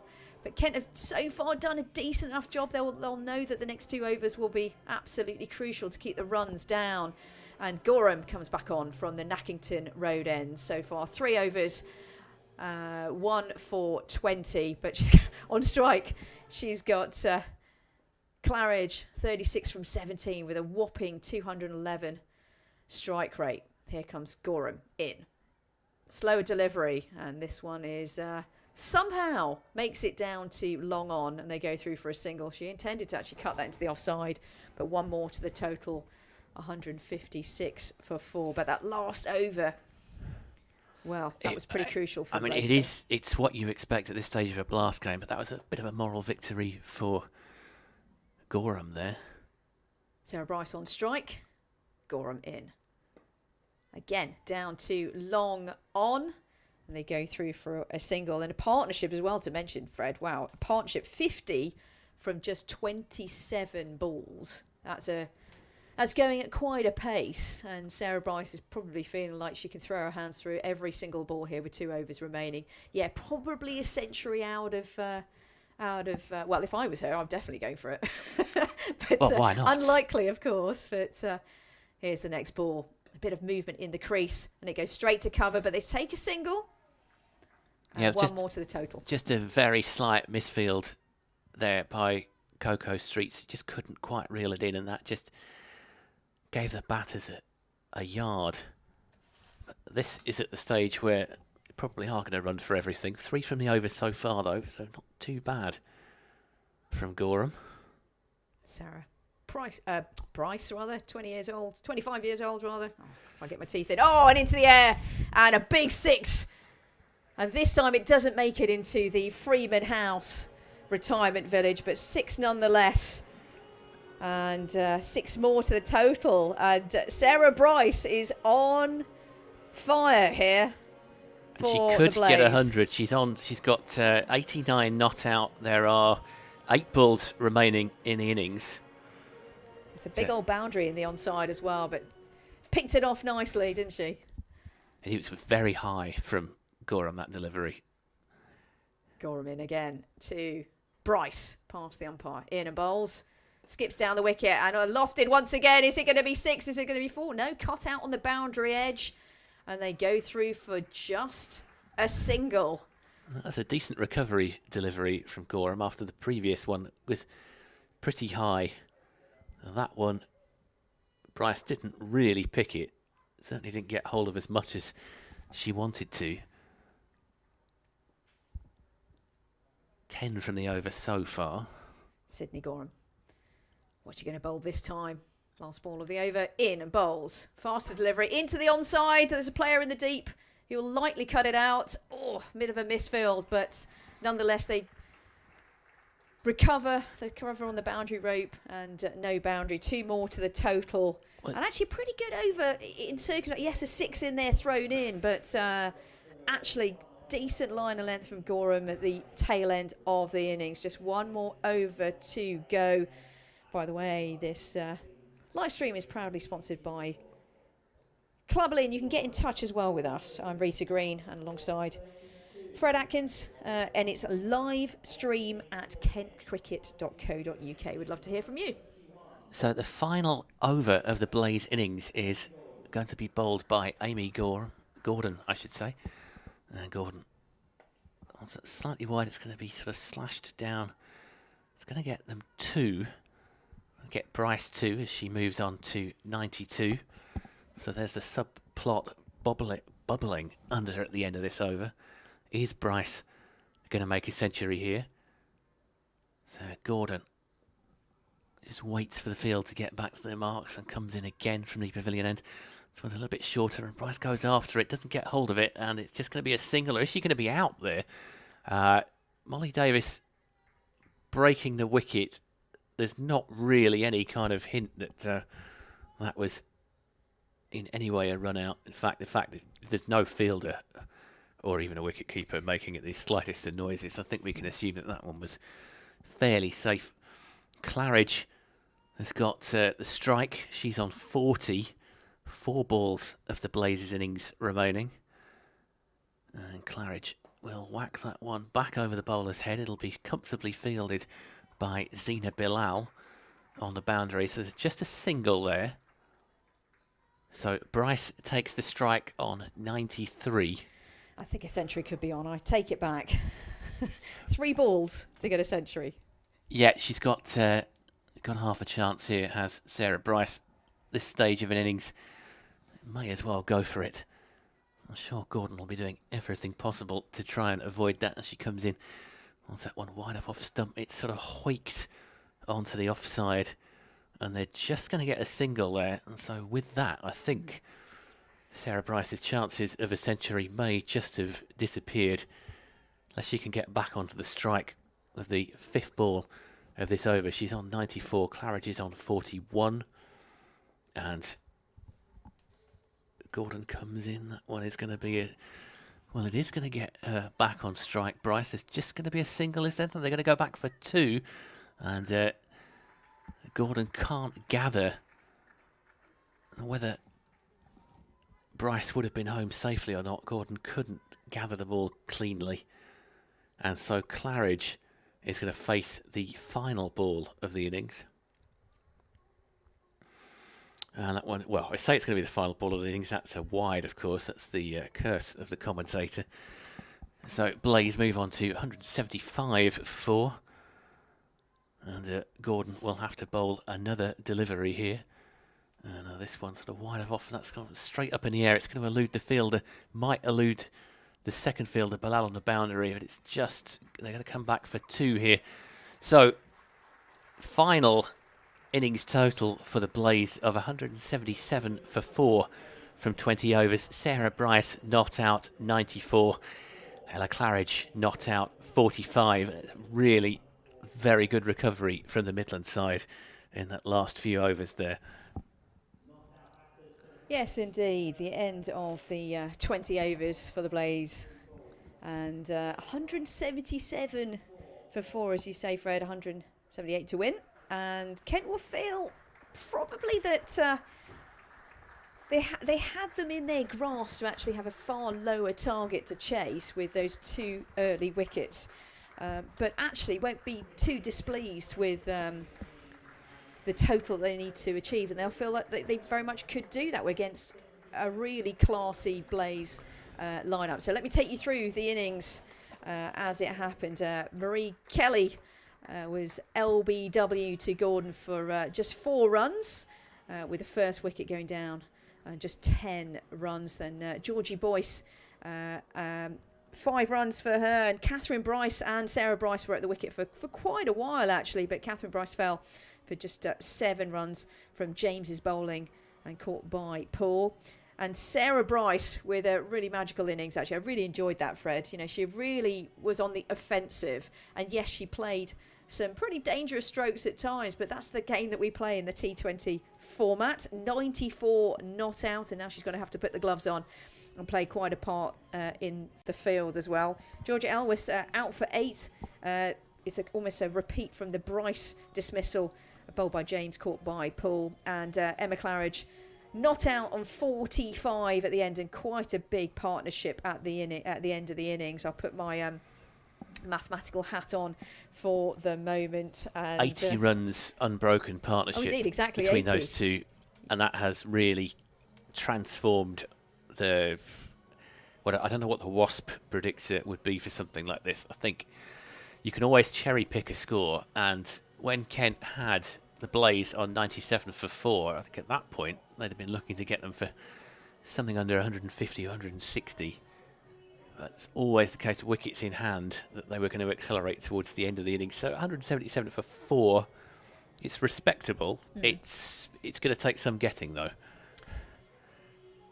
And just to mention to the ground staff, I do like to give them a mention as well. You know, as we came into the ground, it was, to say it was there was moisture in the air is an understatement. In fact, it was pouring with rain my entire journey here, and the ground staff had done an excellent job to make sure there's been no break in play, and the rollers out on the wicket. In terms of the bowling as well, just a quick mention to the Kent bowlers as well. Isabella James with 2 wickets for 22 runs. I thought she bowled beautifully, and the lowest economy rate as well of the Kent bowlers, just 5.5. That's excellent, isn't it, of her 4 overs. I thought she bowled really nicely, didn't she, James? Well, they had no idea how to play her. She posed them all sorts of problems. They struggled to get her away, very difficult to score runs off, and took 2 wickets. And in the sort of middle part of the innings, I think it's sort of around about the 8 over to 12 over mark, it really reined the Blaze in. But,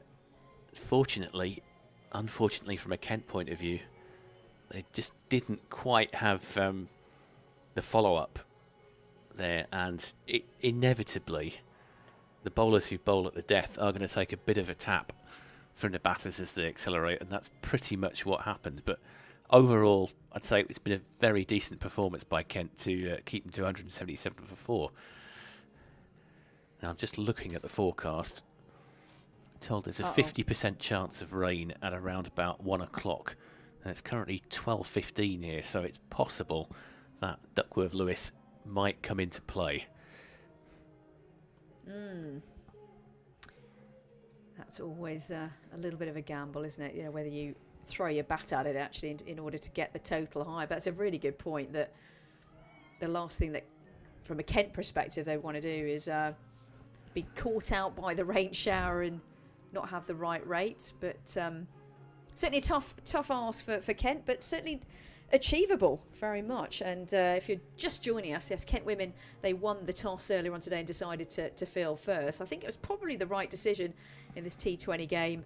And we'll be back with you very shortly for the Kent batting innings. Look forward to that. Please do join us then. I'm just going to dive to the...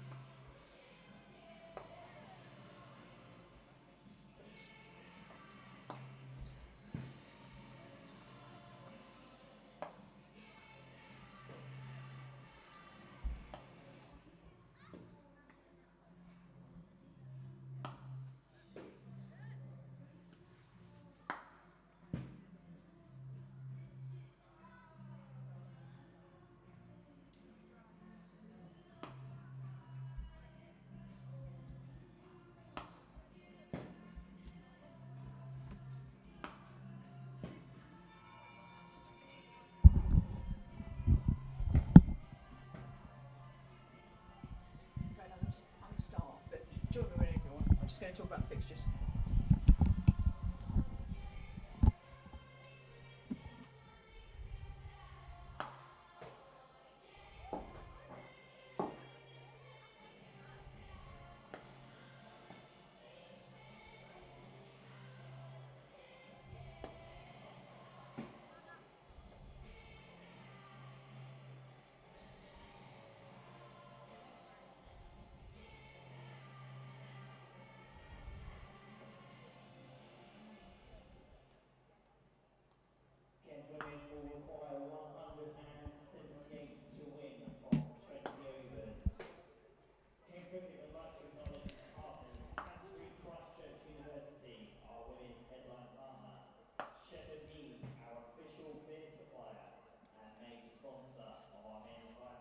Welcome back to the Kent Cricket live stream, proudly sponsored by Cluberly here in Canterbury. I'd love to tell you that it's a blazingly hot day with the sun out. Not quite, but glad to say that cricket has definitely not been delayed in any way. Overcast here.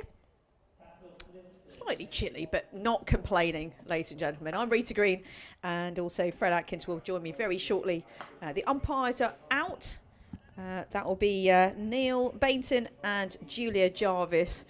And we're ready just about for the Kent batting innings to start. The Blaze players are in a huddle, probably talking about the first five overs being absolutely crucial.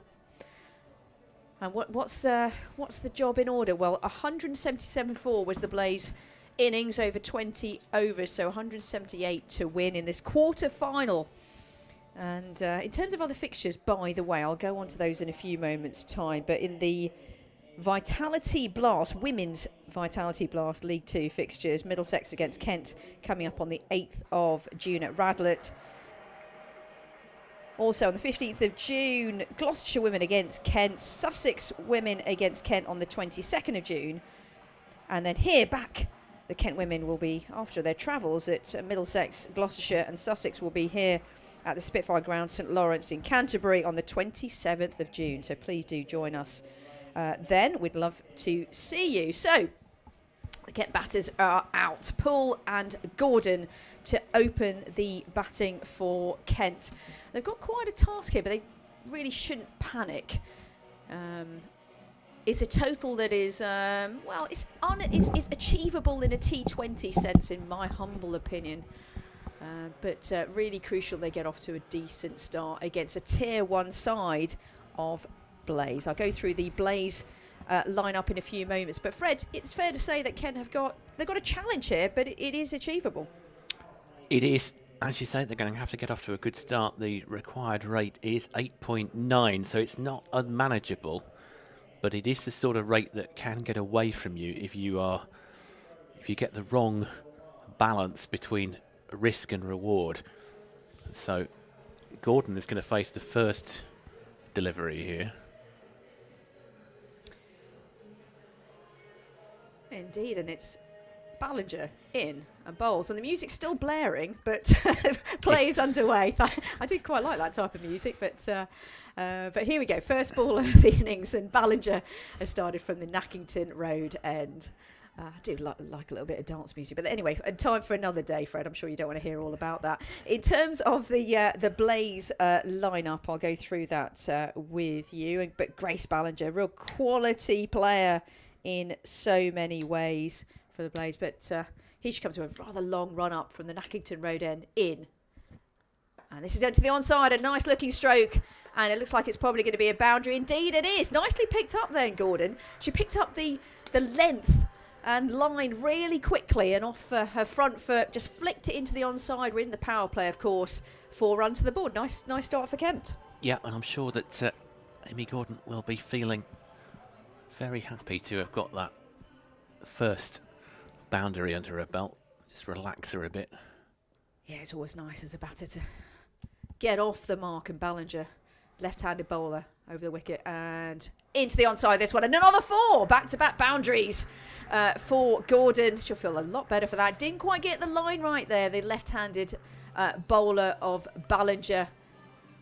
and he was over the wicket. And just that line, if you get it slightly wrong, Fred, and then it's down the slope on this 12-foot slope here in Canterbury, 4 more runs. Well, that was a much more controlled chop from Gordon as well for that boundary. Gordon on strike again. Ballinger in. Oh, and bowled! A very full deliveries, back-to-back boundaries.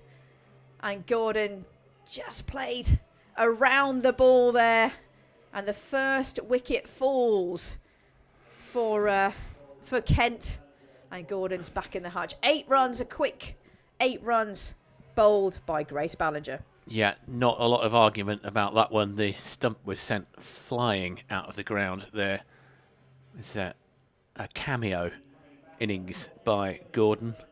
Dot ball to start with, 2 boundaries, and then, as you say, that one has cleaned her up comprehensively. Ballinger striking with the 4th ball of the innings.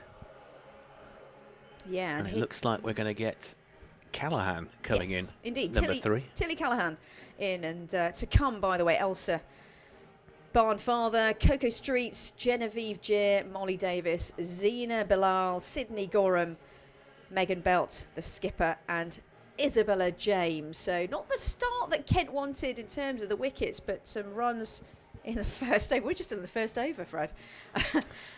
Yeah, 8 for 1, and we've still got 2 balls left. So it's been eventful, hasn't it?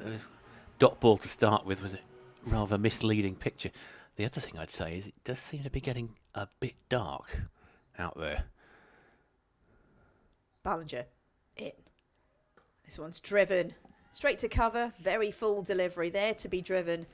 First ball to Callaghan is a dot ball. I think you're completely right. I mean, the floodlights haven't gone on. I'm not sure if they're expecting to put them on. We were told beforehand that they won't be used today. So if the light deteriorates to a certain extent, it's not what you'd recommend, but if they go off before 5 overs are bowled, then there's no result, and you might end up having to toss a coin or having a bowl out.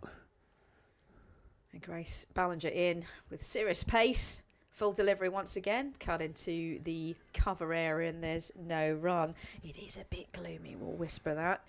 You know that as well, don't you, when the scoreboard looks rather bright. But end of the first over, an eventful one. 8 for 1 Kent, who are chasing down 178 to win, 170 more runs required for Kent in this quarter-final of the Women's County Cup. 8 runs, nice couple of boundaries, but Gordon back in the pavilion. Yeah, so Tilly Callaghan, the 26-year-old for Kent, an MCC player, as am I. Wonderful. I get to play with her. I'm sure she's busy doing more important things. But the start of the second over, Fred, I digress. It's Charlie Phillips who is going to come on to bowl from the pavilion end, and she's going to be bowling to Grace Poole. So Phillips comes in, long run up. And that one is prodded by Poole, and there's no run. Just maybe a sighter there for Grace Poole, as she just looks to judge what kind of pace that Charlie Phillips has got there. She's been at the non-strikers end so far, hasn't she, in this innings, seeing a couple of 4s and a wicket. So maybe just taking her time to ease into her innings. And comes in for the second ball of the over. That one it's wafted out by Poole, and it's taken fairly comfortably by the wicket keeper. And so there's no run, so Kent remain on 8 for 1 here. As Charlie Phillips gets to her mark. She's got a long run up, probably the longest mark of any of the Blazers bowlers. Comes in again for the third ball of the over. 2 dots so far. This is going to be another dot ball. Poole was reaching for that a little bit. One of those where you do sometimes see it in T20 cricket. The batter sort of almost backs away, so it looks wider than it actually is. That's umpire, I think it's Neil Bainton there. So unmoved. And Phillips comes in again. And this one is full delivery. Again, it's missed by Poole. So 4 dot balls so far in this second over of the Kent innings. Yeah, Charlie Phillips is getting quite a lot of movement, Fred, just looking at the replay. And all three was almost like a copy and paste on those 3 deliveries. Now, you don't see many maidens in T20 cricket, but we're 2 balls away. There's just a bit of a fielding change here. So Phillips is putting a fine leg in by the look of it. Somebody on the fine leg boundary. She comes in again for the 5th ball of the over. And this one, well, it's out. And yes, it's been given. So, yeah, I'm afraid that Poole was a shorter pitch delivery. And I wonder if Poole just got a toe end of that. And she's been caught behind by Sarah Bryce. So Poole, unfortunately, from a Kent point of view, is out for no runs, or without scoring, as the parlance has it. Yeah, she's just guided the ball into the wicketkeeper's gloves there. And congratulations to Charlie Phillips with that wicket. And as you say, she's on actually for a wicket maiden here, which would be quite something. And from a Kent perspective, pretty disappointing. 8 for 2. Yeah, very disappointing, you'd have to say. But it's not that uncommon in blast cricket to lose a couple of wickets early on. It does mean that Coco Streets, the incoming batter, has got quite a lot of work to do. So Callahan at one end, the non-striker's end, and Streets will take the final ball of this very impressive opening over by Charlie Phillips. They were just waiting for the music to give way. Streets is dancing along with it at the moment, just getting herself ready for this first delivery. And Charlie Phillips will come in from the pavilion end. Dark clouds gathering over the St Lawrence ground here. As in comes Phillips, slingy kind of almost Malinga-like action there, and that is wide. So another run goes to the Kent total. That was well wide of Streets' leg stump. In fact, you'd have to say that Sarah Price has done pretty well to stop that from going for 4 byes. Yeah. So Phillips comes in again. Final ball of the over. She's on for a wicket maiden. That one is going to be another wide delivery. I was to say, it's not a wicket maiden because that's the second wide that she's bowled. So having been so almost unplayable for the first 4 balls of this over, the first 5 balls, legitimate balls of this over, she's now bowled 2 wides. One of them well wide down the leg side, the other one well wide down the off side. So Phillips comes in again from the pavilion end to face Coco Streets. Now this one is more on middle, and Streets thinks about taking a single, but fairly sensibly decides better of it. And at the end of the second over, Kent are 10 for 2. Yeah, really good over there from Charlie Phillips, who has Berkshire connections, as do I. So as a player at Sonning Cricket Club, and has played there for many years. And her father, Gary, in the crowd today as well. And I know his sister pretty well as well, Grace. So Phillips family have got cricket running through their veins. So wicket there for Charlie. Yeah, that last ball of the over was continued for a little bit longer, didn't it, in terms of wides? But it did. It was a bizarre sort of combination of an over, wasn't it? As Ballinger comes in again. Here comes Grace Ballinger in from the Nackington Road end and in. Driven really nicely by the batter, and it's going to go over the boundary edge. Indeed, it is a good delivery, actually, very full, but on the up. Driven really nicely by Callahan there, who's been watching the wickets fall around her. And Callahan 4 from just 3 deliveries. And that's exactly what the doctor ordered for a Kent. It is 14 for 2. Very nice shot as well. Very nice driven shot by Callahan. Ballinger in. Oh, this hits this. Oh, he says stumps. Of course not. Don't get too excited, Rita. Hits the pads with a thud. It felt to me like that was always going down leg side, and it was a half appeal. I think it's always going to be hard work for a bowler, a left-arm bowler, bowling against a right-hander to get an LBW from the angle that she was coming in at. So we're not right behind the wicket, but I'd be surprised if that wasn't pitching on leg. Grace Ballinger, just 23 years old. I feel like she's been in the game for so much longer than that. She was a student at Loughborough University. Here she comes in again, the left-handed bowler. And beats the bat from Callaghan. Almost came under the bat, didn't it? Yeah. Kept a little bit low. She might have been worried about getting her bottom edge there, but she's had a bit of a swipe and got away with it. She's got a very distinctive run-up, has Ballinger. It's not really orthodox.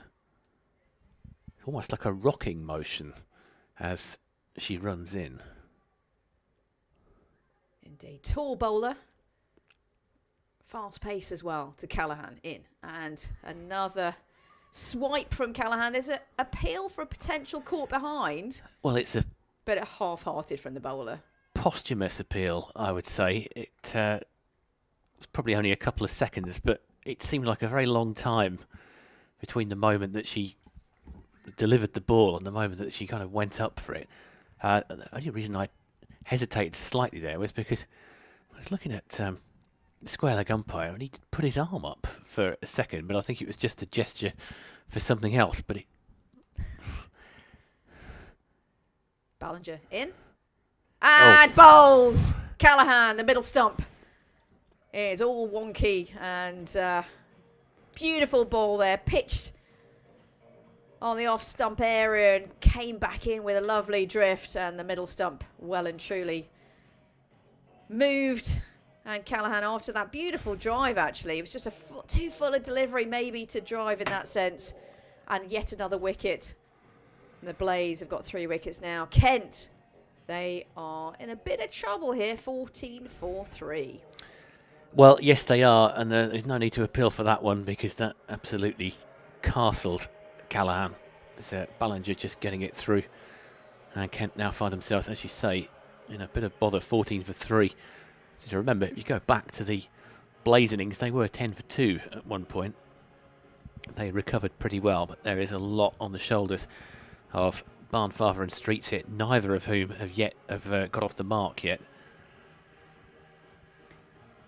Yeah, indeed. Barnfather and Streets, who's just faced one delivery so far, and Grace Ballinger, with all her experience, is doing the business. A beautiful movement in. It was a really lovely delivery. And here she is again. This time to the new batter, Barnfather, who defends this one quite rightly. And there is no run. End of the over. And Kent 14-for-3. As you say, you know, Blaze were 10 for 2 at one point. But you have to feel that there needs to be a partnership here for Kent to really get off to a fly. The run rate just shy of 5, with a required run rate just shy of 10.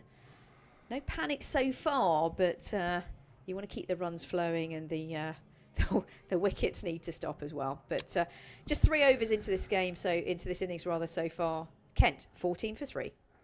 Yeah, it's going to be Phillips to continue from the pavilion end. So that long run up of hers. As she comes in to bowl to Coco Streets, and Streets will just sort of drive that one. It's going to be a misfield there, so they'll get a single. They might think about a second here, so they think better of it. So driven through the cover area, and there was a slight misfield by the cover fielder. That looks like Georgia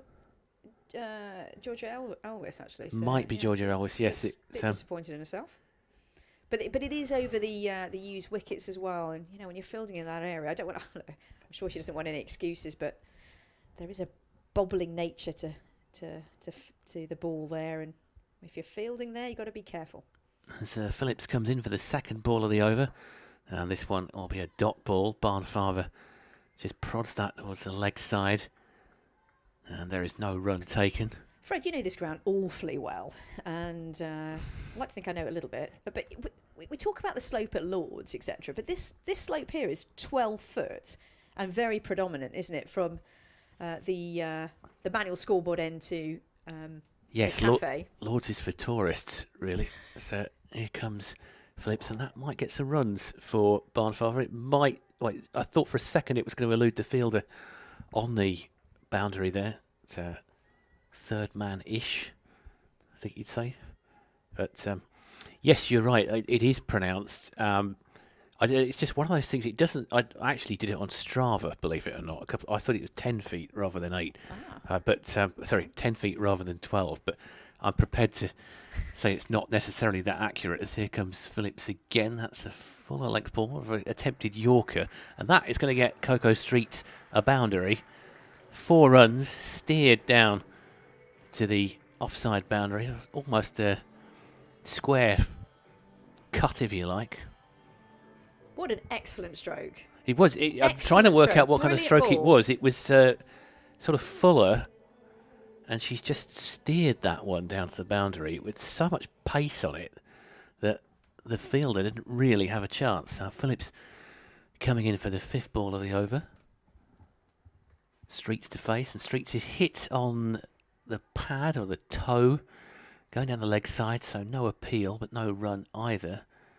So a dot ball taken, Kent on 20 for 3. Streets on strike is 5 not out from 4 balls. And Barnfather is 1 not out from 3. 3.5 overs gone. Phillips for the final ball of her over. In she comes, passes the umpire, and this one is missed by Coco Streets, and it'll just bounce through to Sarah Bryce behind the stumps. And that was, what would you say, an attempt at a cut shot. I think it didn't quite go according to plan for Coco Streets.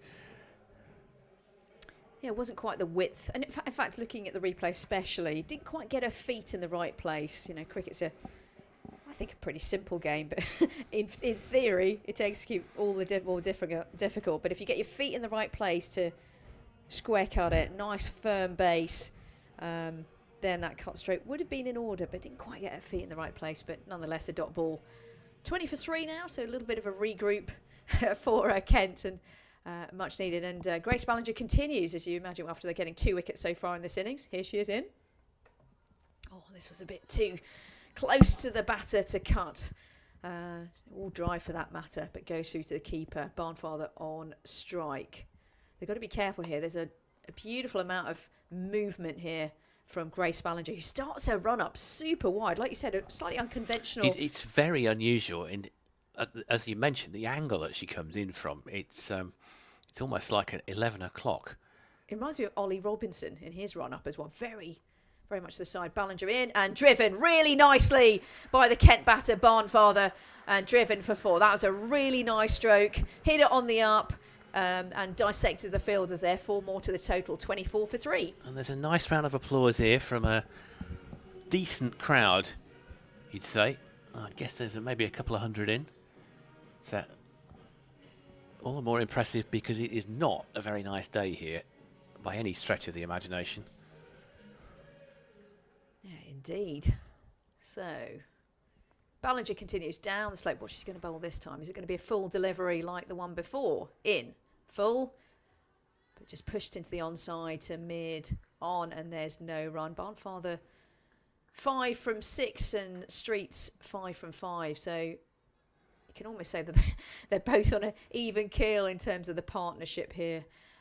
We are at, 30 minutes to 1 o'clock here in Kent at the Spitfire Ground, St Lawrence. You're welcome to join us here at the Kent Cricket live stream, proudly sponsored by Cluberly. Here's Ballinger in, and a ramp shot, or attempted ramp shot, but tickled round the corner. They go for 1, and they go back for a 2nd, and cut off on the boundary edge by Charlie Phillips. Nicely fielded. And 2 more to the total, 26 for 3. Premeditated, but quite certainly brave as well. Brave, because yes. she was a long way across there. Yeah, Ballinger saw her coming, I think. There's always the risk when you play a stroke like that you're going to hit your own stumps. As it is, they got 2 from it. Yeah, creative play from Elsa Barnfather, who's on strike. Ballinger in. Fast delivery and full, and completely missed there by Barnfather, who was looking for a really nice cover drive. I think she's definitely got a cover drive in her. We've seen it already. And it was full, but the shape of the ball probably didn't quite get the line right there, Barnfather, who has this really wide stance. Young batters have a little look at this for left arm over the wicket. bowlers to the right hand. I always think that as a young cricketer, I used to look for tips on foot movement and position. This one's a shorter delivery into the onside. Could be 4 runs. Charlie Phillips tries her best, but it's 4 runs nonetheless. Didn't quite get the line right there. Ballinger 4 more to the total. 30 for 3, Kent. So well done, Barnfather, there, because that was a very decent shot, very decent response. Ballinger has got impressive figures of 2 for 22 so far from her 3 overs, but Barnfather's taken her on there, shown a bit of courage. He's on 11 from 9, as you say. Kent 30 for 3 here. And that officially means we now have a game here, so there will not be a bowl out if it rains. There will not be the toss of a coin. Whoever wins from here will be going to finals day. At the moment, Kent are significantly behind the DLS total, which is at 53. They're on 30 for 3. I don't think it's going to come to that, but there are clouds around here as Catherine Bryce takes over at the pavilion end. Loops one up, which is fairly comfortably dealt with by Coco Street. She just pushes it out onto the offside. It's fielded at cover.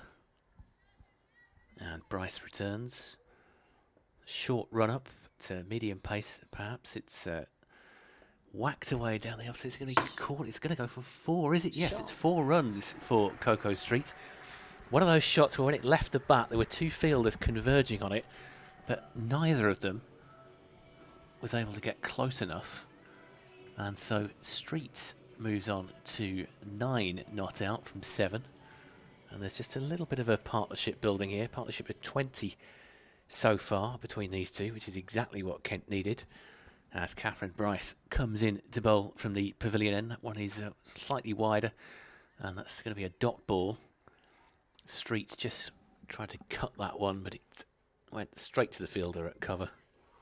That ball before she hit for 4. I mean, she couldn't have placed it any better. There were 2 fielders in the D, weren't there? And she placed it beautifully. Yeah, as Catherine Bryce comes into bowl, that one is much shorter. That is a bouncer.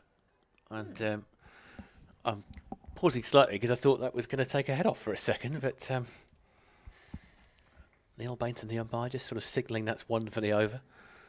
Streets in the end just had to get her head out of the way of it as Bryce comes in, and that one hits Streets on the pad. Must have been significantly down the leg side because there's no appeal. But it was one of those where the ricochet could have gone anywhere, including the stumps. As Bryce comes in for the final ball of the 6 over. This one is driven back past the bowler, and there's just going to be a single there to Streets. So at the end of 6 overs, Kent are 35 for 3. They require another 143 if they are going to chase down the Blazers total here. And that is, of course, the end of the power play as well. So Kent well behind on DLS, but only 3 wickets down. And so it's a partial recovery after that. It was a decent start. Much required for Kent. 53 for 3. Plenty of overs. Plenty of overs? No, not really in T20 cricket, but but certainly in 14 overs remaining. Early stages, really, of their innings. So I think Barnfather and Streets will know perfectly well that them sticking around and keeping this run rate going will do them a whole heap of good. We're going to have a change of bowler. McCarthy comes on from the Nackington Road end, down the slope, with Coco Streets on strike, 10 from 11 balls. Full delivery down the leg side. Wasn't called. But not given as a wide. That's surprising, and a big glance there from Streets to the umpire, I think. Yes, I think she's probably gone about as far as she can. She's not gone the full Matt Parkinson, No. registering her displeasure.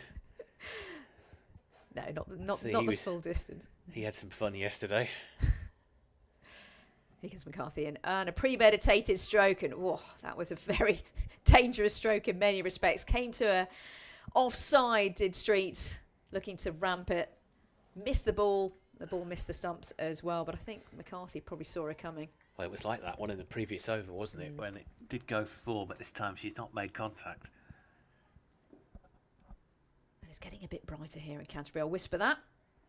Cut into the offside or attempted cut. Misses the ball. 3 decent deliveries so far and 3 dot balls. That's what the scorers would be marking so far from this over from McCarthy. And that's exactly what Blaze want to do. Keep the pressure on. Cassidy McCarthy is doing the business, been with the Blaze since 2023. So some experience. Short delivery. And that's probably your one for the over. Oh, it's actually called a wide. Well, I was going to say that and was... your one for the delivery. It looked... For the over, rather. Well over head height. And it eventually was called by the square leg umpire. And it's fair to say that Coco Streets is not a short player, actually. So it really did go over. They all look tall to me. me too. You mean? But yeah, there was one in the previous over that nearly hit her in the face. But that was well over head height. Coco Streets on strike. Oh, tries the cut again. It was too close to you there, in my opinion, Coco. But tried to sort of nibble that down to third man. And a dot ball, yet another dot ball. So only a wide so far in the runs column, so to speak, for this over from Cassidy McCarthy. First over of the innings for her. Next delivery in. And bowls. Ramp stroke. Oh, and a ramp stroke was attempted, and exactly what you talked about, Fred, in terms of the risk of the ramp. Ended up getting onto the stumps, and yet another wicket goes down, and Streets is out for 10. And the innings for Kent, well, it's in a precarious position at the moment. I just wonder if it's just a little bit too early to be playing shots like that. They've tried it 2 or 3 times. It looked very high risk. The first time it went for 4, the second time they got away with it, and this time Streets has been bowled. Kent 36 for 4, chasing, well, still needing another 142. Those two were putting together what was a decent partnership. Recovery for Kent. So we're recovering from 14 for 3. I just wonder if maybe they should have held off playing shots like that until a little bit later in the innings. So Genevieve Gier is the new batsman. Saying bowled early, only 16. So the youngest player, I believe, in the Kent squad. And she's got to face McCarthy here, the final ball of the over. Yeah, McCarthy has bowled beautifully in this over so far. Really, maybe that probably got into the mind of Coco Streets, and hence trying to get quite creative with her stroke play. Lots of dot balls in this over. Here comes McCarthy in, and this into the sort of stomach area of the new batter, Gier, and it's a dot ball. End of the over, Kent 36 for 4. Let's have a little look at the run rate required. Yeah, it's over 10 now, so 10 points. Well, it's nearly 11. Almost now, 11, 10.9. Yeah. So, you can understand. I mean, it's difficult. I'm saying possibly that shot wasn't a great idea, but at the same time, when you've got a run rate that is going north of double figures, you can't just block. You've got to play a few shots. And we're going to see Catherine Bryce continue from the pavilion end. Her first over went for 5. Looks like her sister, Sarah Bryce, is going to be standing up to the stumps. I got visions of their backyard growing up. This is just need a batter, and you got the bowler and the wicket keeper sorted. But I'm sure this is a common tale at their house. So Catherine Bryce comes in, and that one is just drifting down. I thought it was drifting off leg stump, but it hit Barnfather on the pad. And so it's going to be a dot ball. It's one of those where if the batter's cute enough, she could possibly have just stepped over, let that one drift down the leg side. As it is, here's Bryce coming in, bowling. That one is sort of gets a leading edge and is fielded around about the cover area. No run there.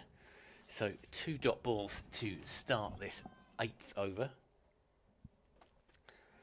Kent 36 for 4.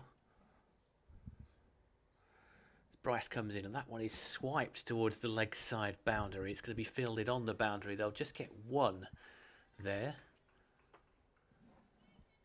And so single to Barnfather. That will give Genevieve Gier the strike.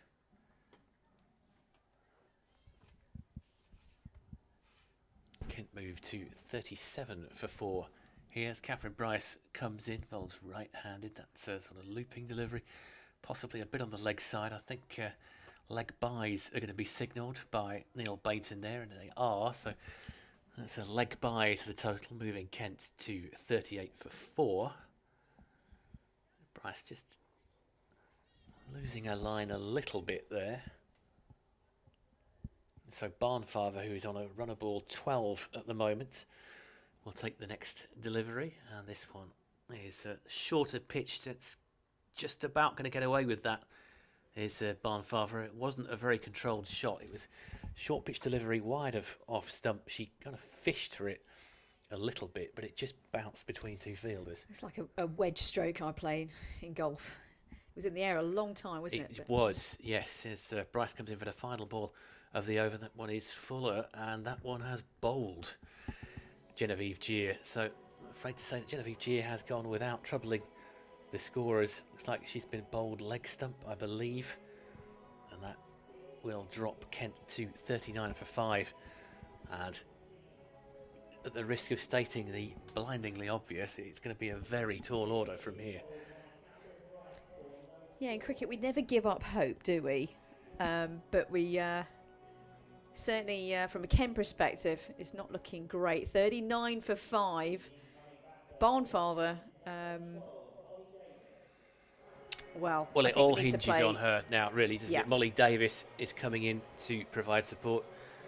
Kent 5 down, and they are really up against it. I don't know what the Wasp predictor would be saying at this moment, but I can't imagine it's particularly favourable. 139 needed off 12, and the run rate nearly up to 12 now, which just goes to show just how quickly it can spiral in blast cricket.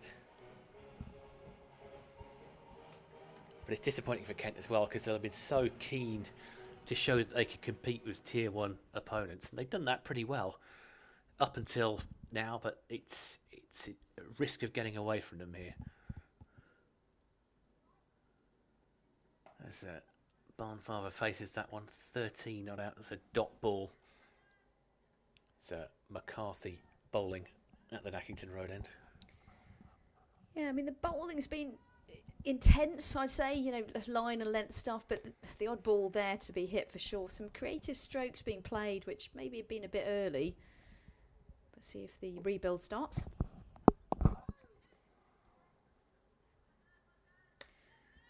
Well, Molly Davis has got, she's got plenty of experience as well, so I'm sure she's bringing out some messages to Barnfather. And this partnership is absolutely key. I think, I don't know about you, Fred, when you've been in these positions where you've been really backs against the wall, you just take each over as it comes and don't get too far ahead of yourself. That old cliche. Well, having watched a lot of the Kent men's side over the last year or so, I've regularly been in a position where Kent have been up against it. And normally, has to be said, however bad it was last year, and it was bad at times, somebody would dig in at some point, and that's what needs to happen here. And into the attack is well, McCarthy, who gets a wicket off the next ball of the over, and into the air it goes. And again, that's a very weak dismissal. And fortunately, we talk about Barnfather and playing a key role here, and she's out. Unfortunately, the scoreboard really not looking great for Kent in so many ways, and the wickets are just tumbling here. Very easy dismissal there. The ball just looping in the air and easily taken by mid-off. And yet another wicket goes down, Fred. Yeah, that's a very disappointing dismissal from a Kent point of view. You can see the scoreboard pressure perhaps was what was getting to Barnfather there. It was not a great shot, it has to be said, but just when you look up at the scoreboard and you see that you need more than 12 and over, it's difficult to be too harsh on someone. And she'd a decent innings up until that point, and the first rash shot, and she's been made to pay for it. And that, I'm afraid, is what you get when you are facing Tier 1 opposition.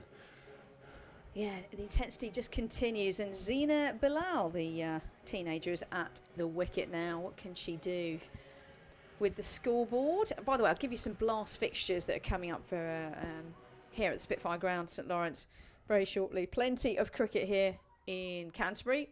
Next delivery, cuts into the offside, lofted delivery, stroke delivery, and they go through for a single. I love a stroke like that, actually, very controlled into the air. Well, you can't fault her for ambitions from the first shot. She didn't need a sighter. Love it. And she just cracked that one out towards a point, wasn't it? Indeed, so deep point. And Molly Davis with her first ball of the innings in. Short delivery, tries to ramp this one, goes past her right ear, and there is no run. End of the over. Kent now 40 for 6. Now, as promised, let me go through some blast fixtures. Let's start with the women, who next in action here against Gloucestershire women on the 27th of June. That's an afternoon game. Do come along to that one. Kent women also in action against Glamorgan women on the 6th of July. Then Middlesex women is a double header actually as well. Cracking day ahead on the 13th of July, the Sunday. And finally for the women, they're against Sussex Sharks on the 20th of July. The men, they're in action next here in the blast on the 6th of July against Surrey. Yes, it's always a cracking game. And then against Hampshire Hawks on Sunday, the 8th of June. And then Gloucestershire on the 18th of June as well. So do come along to those games. We'd love to have your company. Well, if it wasn't a difficult enough situation for Kent, they've now got Georgia Elwis bowling at Bilal. Elwis comes in. That one's pretty much on the stumps. Fullish. And it's just prodded by Bilal. There'll be no run. Did like the way that Molly Davis danced away from that bouncer at the end of the last over, sort of doing a kind of backwards moonwalk away from that delivery that nearly hit her in the face as Elwis comes in.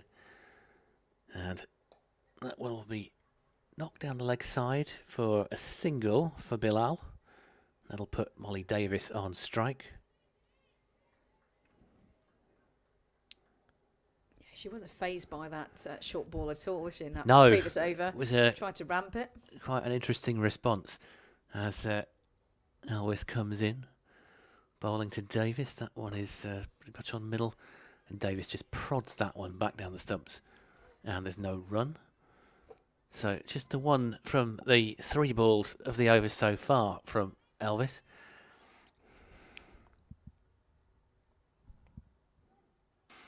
And Elwis comes in again with a short-ish run-up, medium pace. That one is probably just wide of the off-stump. Davis takes a look at it and just prods it out to cover, and there's no run. The run rate spiralling towards 13. Well, it is 13.3 at the moment. This is a real task for these two batters. Elwis comes in again, and Davis, a very attractive shot, will get a 4 for that one through the cow corner area. It's how would you call that shot? Kind of pull shot, I suppose, or yes, but just standard deliver. You know, just thump it into the onside, and nicely played, Molly. Well done there. Got just a bit of relief, scoreboard relief, just for a moment. Yeah, so Kent move on to 45 for 6. As Elwis comes in, bowling to Davis, and Davis just is going to maybe get another 4 for this. It's going to go through the vacant slip area, and I think it's actually just going to be cut off by the fielder on the boundary rope, so she's going to have to settle for 2. But Davis moves on to 6 from 5 balls there, so I think she'll be reasonably happy with the way that over has gone. Would you say that shot was a chance, or...?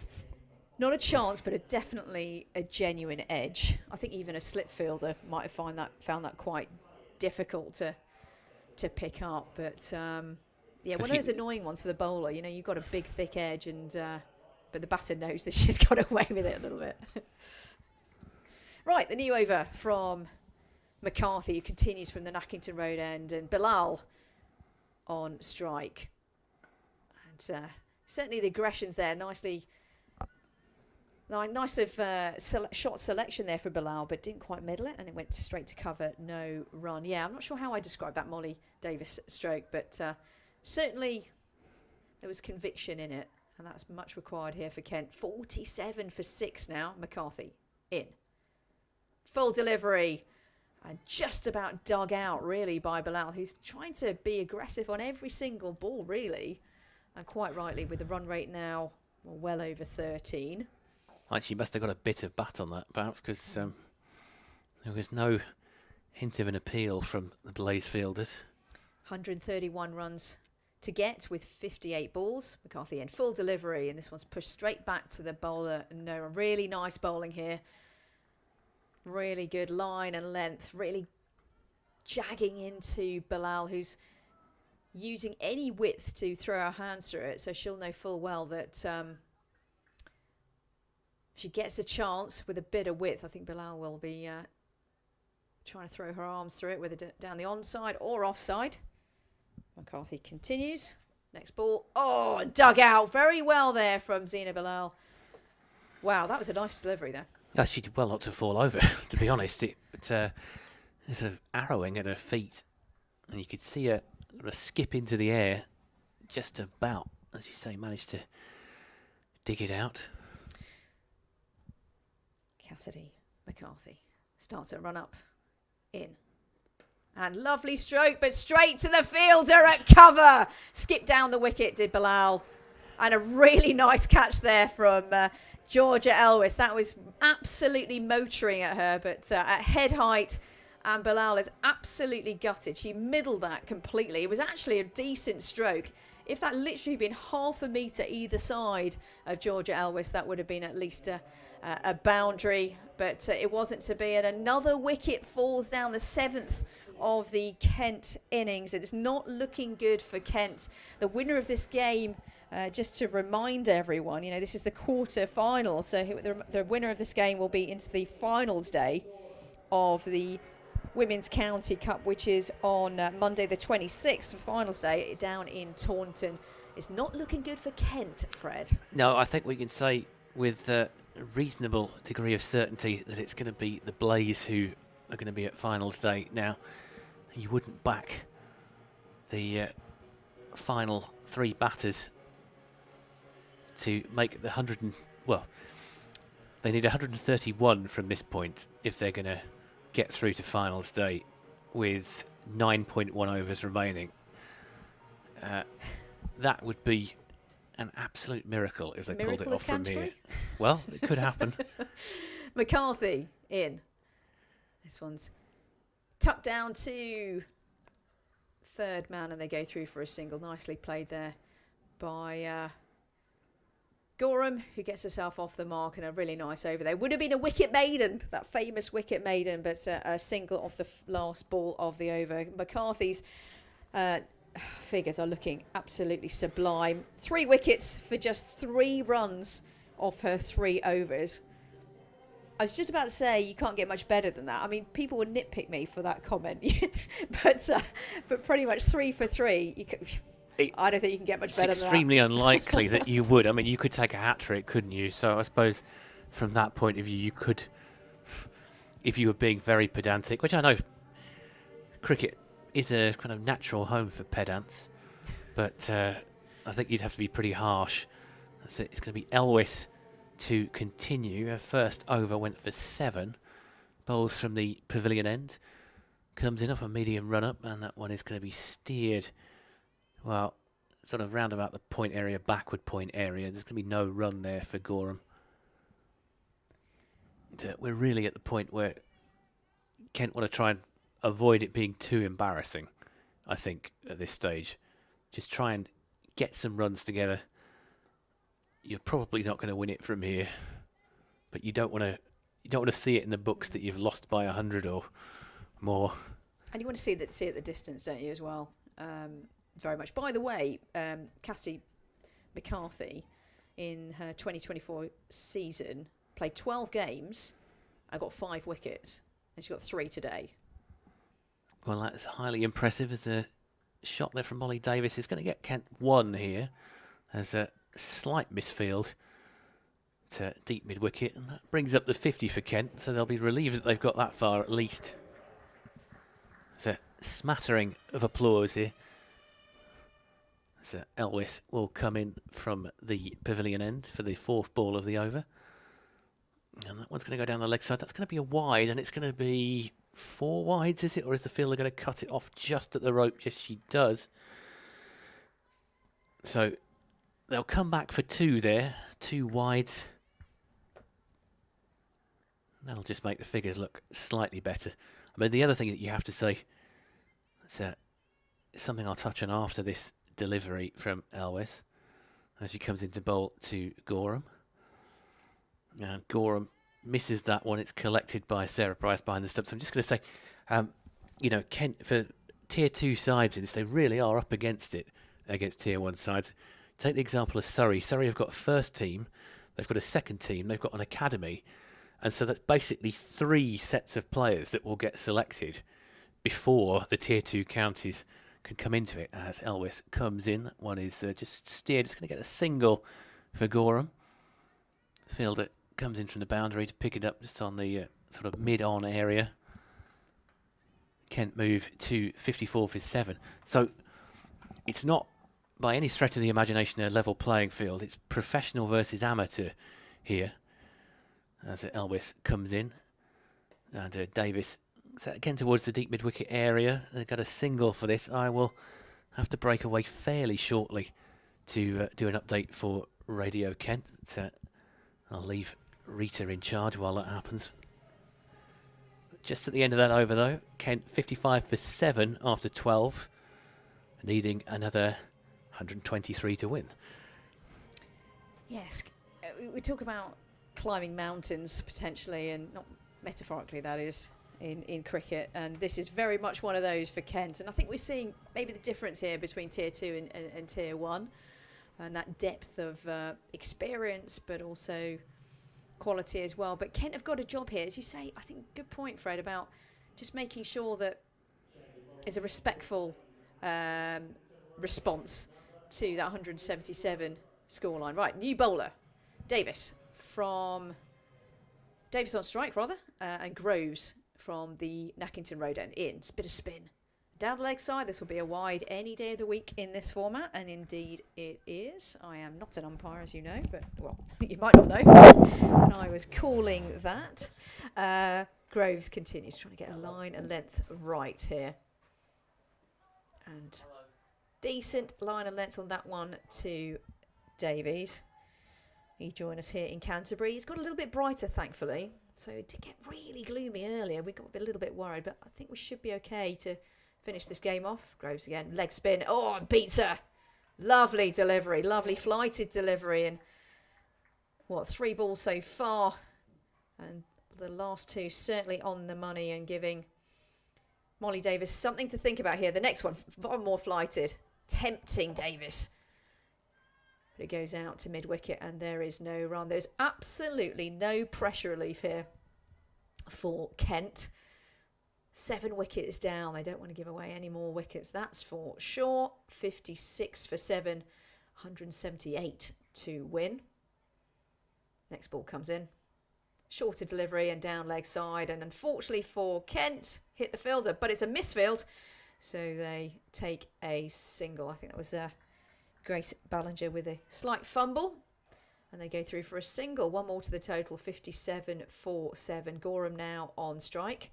And Groves past the umpire in. Pushed to the offside to the point region. And no run.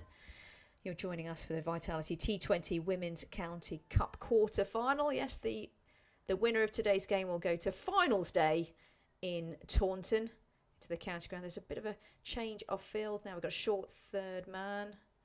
And pushed exactly to where the fielder was, to mid-wicket. And they go through for a single on the last ball of the over.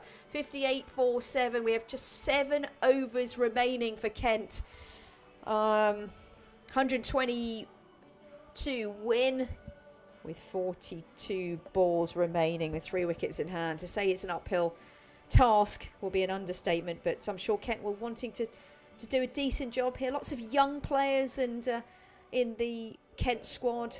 but also players that looking to make their mark. I was thinking in my county experience as well, no matter what the match situation is, you want to make sure that you're playing for the game, but also for your next game as well.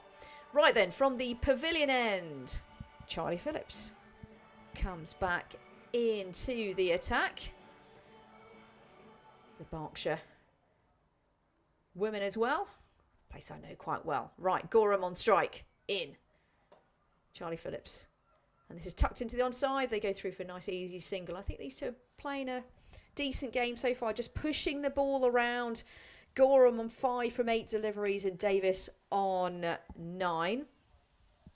Charlie Phillips getting some decent speed here with her deliveries, and certainly in her first spell was getting a huge amount of movement in that first over. The first 3 balls were almost unplayable, and then got a wicket in that first over as well. So a cracking first over for the Blaze and for Charlie Phillips. In and slinging action into the right-hand side of mid on. There's a shy at the stumps, but I think Molly Davis was well in. 1 more to the total. 64-7. So plenty of fixtures for you to join us on in the near future. But let me give you an update as well on how the Kent men are doing in Division 2 of the County Championships. They're playing Derbyshire at the moment. Day 2 of 4 at Derby.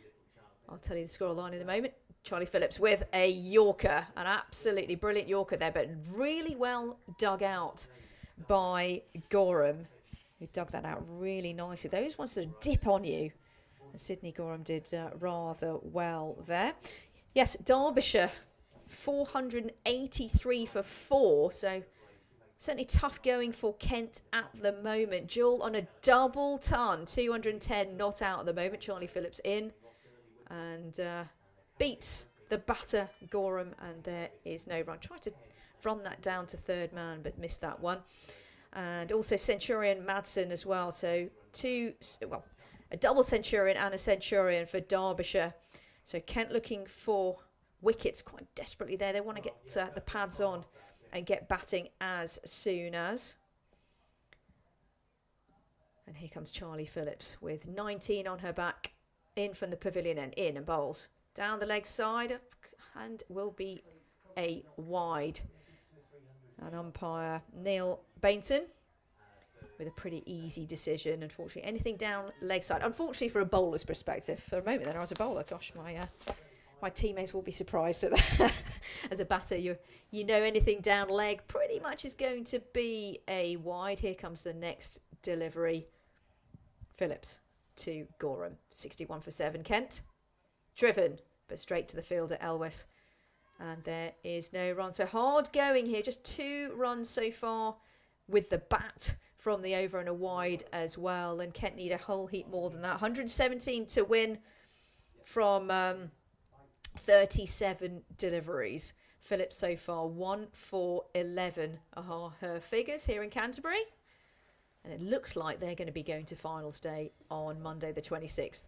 Next one is down the leg side, but tucked nicely, really nicely by Gorham to the fielder in the deep, at deep square leg. And a single off the final ball of the over. She's nicked the strike. End of the over, 62 for 7. Just 6 overs remaining. And the Blaze, well, they're looking good here. That total of 178 to win. Well, it's looking quite formidable now. Yes, I mean, you're into the reams of Far Eastern betting syndicates. If you're going to see a transformation from here, it's frankly not going to happen. I think Kent's point of view, they need to not drop anchor exactly, but they just need to get a few runs on the board, keep the margin of victory down, make it more respectable, because you're not going to get 116 off 6 overs. And as I say that, as commentator's curse strikes yet again, Gorham is basically bowled off a full toss. Middle stump by Groves. Yeah, really unfortunate. Just completely missed it. Full toss, was there to be hit. Oh, that's not a nice way to get out. Yeah, and I think Groves knows it as well. You could see she was almost laughing that she's got a wicket with that ball. What's the expression when you get a wicket from a a delivery that you never think you're going to get a wicket from.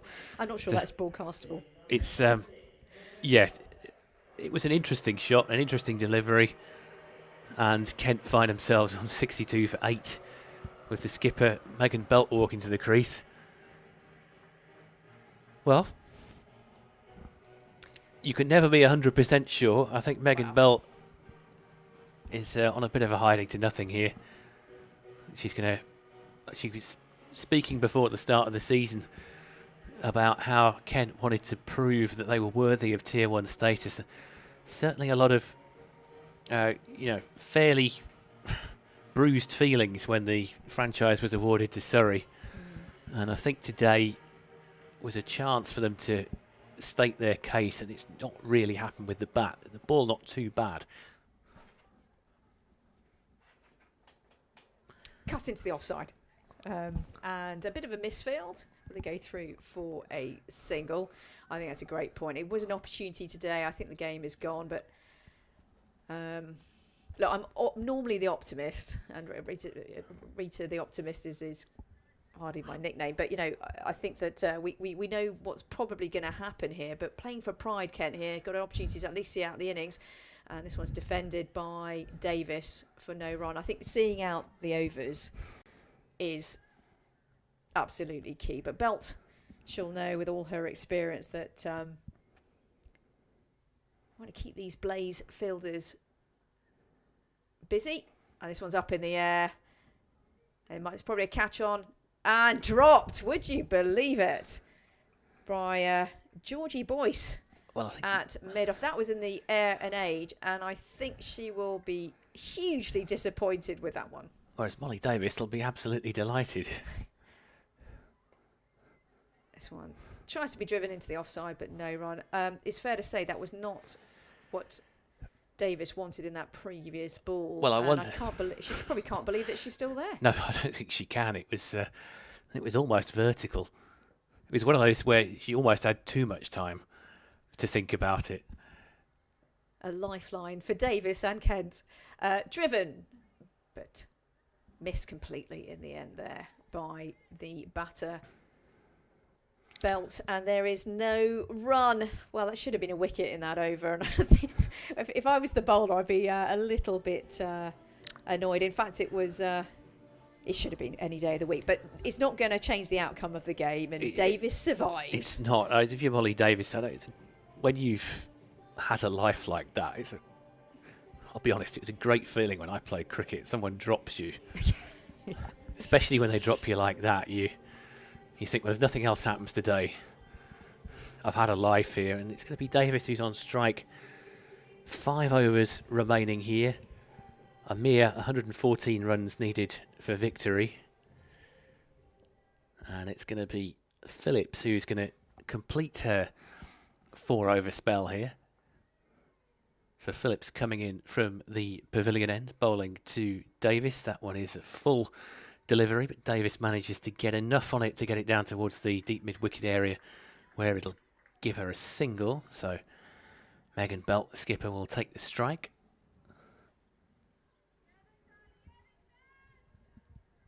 Yeah, not looking good for Kent, of course, but plenty of cricket coming up in the Blast, I reiterate. Next game, by the way, for the men is on the 6th of June. Do join us, and 27th of June for the women. As Phillips comes in, again bowls, this time it's sort of squirted behind by Belt, kind of through the vacant gully area, I would say, and that'll get them a single. And just a word at this point to say that we're talking about the Blazes fan here is still dancing away down in the aim stand. She's got a flag, she's got a little flame symbol. She's been dancing away for pretty much the whole of this match, so not far off 3 hours here. As Phillips comes in, that's a full delivery, and that bowls Davis absolutely comprehensively. Davis goes for 12, and she just didn't see that one, was trying to hit out, and Phillips gets a wicket here. Molly Davis goes for 12, and this one may not now go the distance with 5 overs remaining here. Kent women find themselves with 9 wickets down and 66 runs on the board we turned up here today thinking that we might not get a game at all, and it might all be over by 1/2 at this point. Yeah, disappointing innings for Kent. The wickets have just tumbled at a very regular rate, and it's. I think there'll probably be a bit of soul searching. Yes, the bowling's been intense, quality, very little to easy balls to cut and pull, etc. But when I look at the scorecard, only 3 players in double figures for Kent: Coco Streets, Barnfather, and Molly Davis. So I think there'll be a bit of soul searching but plenty to positives. Sorry, for me, plenty of positives with the ball for sure, and in the field. But with the bat, plenty of work to be done. Well, Phillips is going to come into Isabel James, who is one of the few players who didn't really have anything to reproach herself for. I think she'll probably be a shoo-in for the Player of the Match award, taking those 2 wickets early on in the Blaze innings. At that point, thought it was very much game on. So Isabella James just gets a dot ball there. And she's got 2 balls of this 16th over to face. So Phillips comes in off a long, rangy run-up. Passes the umpire. Fuller delivery, and that one will be driven back behind the bowler. But no run, fielded fairly quickly. Sarah Bryce picks up the return catch, and they look like they want to get on with it here, the Blaze. They are probably mindful that they're going to have a fairly long coach journey. To say the logistics of this, I don't know whether they will go straight to Taunton or whether they'll go home to Nottingham. I'm not actually sure. Here's Phillips. That one is driven by James past the bowler, but there'll be no run. So talk about the madness of the men's domestic schedule. The scheduling for this is it's a pretty tight turnaround, isn't it? They've got to basically get to Somerset, which is never a straightforward journey on a bank holiday. So yeah, I think from here in Canterbury, we know this part of the neck of the woods very well, don't we? All roads pretty much lead to London, and then do you keep going up the M1, so to speak, maybe to up north to home base, or do you just keep on going maybe down the M4 and whatnot to Somerset? Next over starts and nicely pulled into the onside. It's going to be 4. We haven't said that for a while, have we? And a big cheer from the crowd. Oh, that's a nice shot from Megan Belt. That does give the crowd something to cheer about. She's played that really well. Sort of flicked it down towards the backward square leg boundary, I think you call it. And it just gives everybody a bit of a lift. Indeed, the skipper, born just down the road in Margate, knows pride for Kent is in order. It's a reverse sweep but straight to the point fielder and no run. And Megan Belt is not messing around here. She knows that there's no point just standing around here. Let's try and get some runs if you can. Here comes Groves from the Nackington Road end in. Driven. But a false shot, but it dribbles out to the onside and they go through for a single.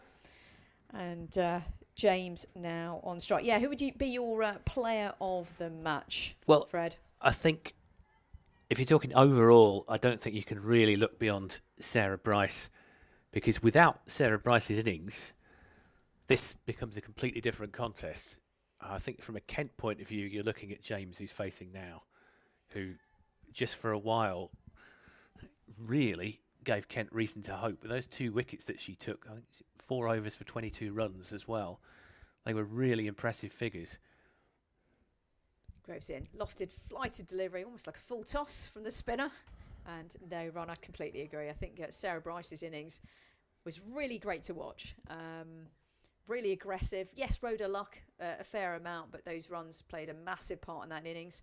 Next delivery, and it's up in the air. There could be another wicket. In fact, the end of the innings is here now and caught by Elwes, and a wicket for Groves. And indeed, that is the end of the Kent innings with over 3 overs remaining.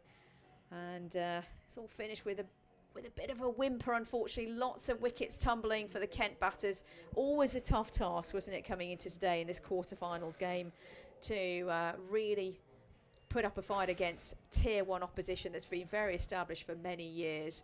But the end of the innings, Kent all out for 71. And, well, it wasn't Kent's day, I think it's fair to say, Fred. Yeah, I think it's. I mean, it's a fairly familiar story. I mentioned beforehand in the preview with Radio Kent that it was a bit like an FA Cup tie. And when you hear about underdogs winning FA Cup ties, this only happens about 10% of the time, if that. More often than not, what happens is what's happened here, and that is that the full-time professional side has made its advantage count here. And I don't think you can underestimate how much of an advantage that is.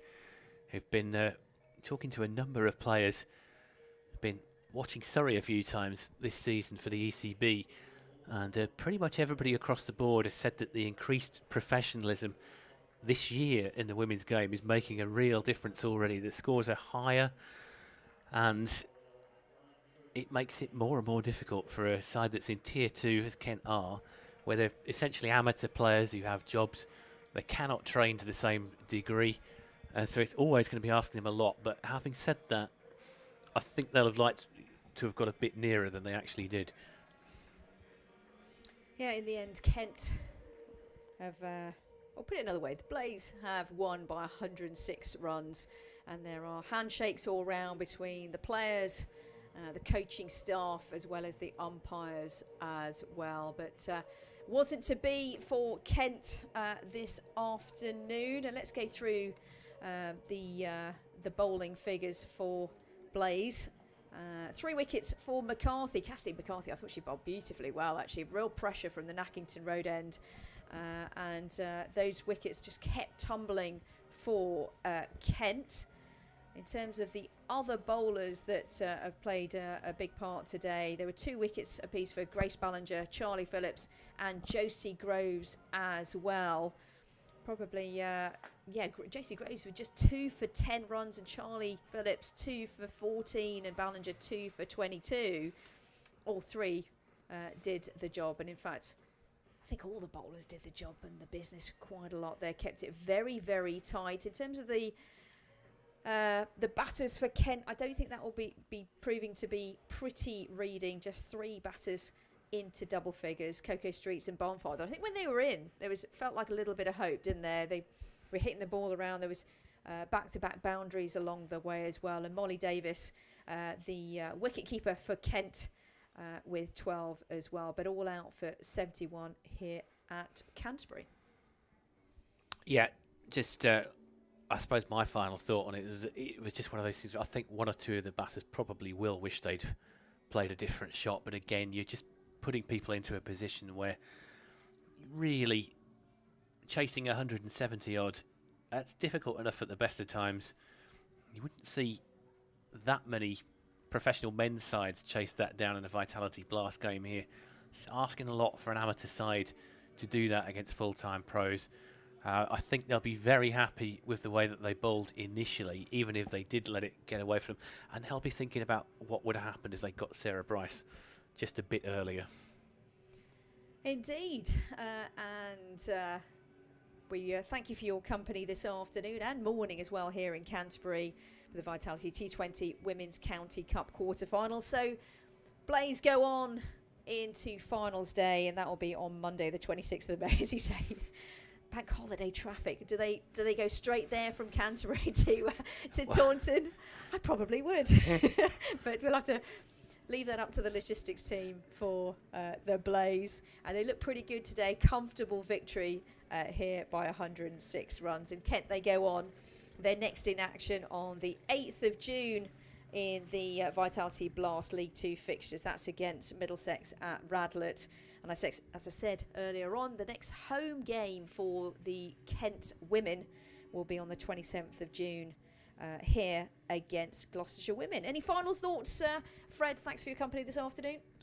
Yes, it's just possibly proving what we suspected about the nature of Tier 1 and Tier 2 cricket. There's not really been any upsets. I can remember when, I suppose the equivalent competition a few years ago now would have been the NatWest, when you had minor counties and the associate nations like Holland and Ireland, Scotland playing against established counties, and there were very, very rarely any upsets. It wasn't like the FA Cup where there was always something every round. It was pretty unusual if a minor county ever saw off the challenge of a major county. And I think that's pretty much what we've seen so far in this competition. It's very difficult to compete with a full-time professional squad.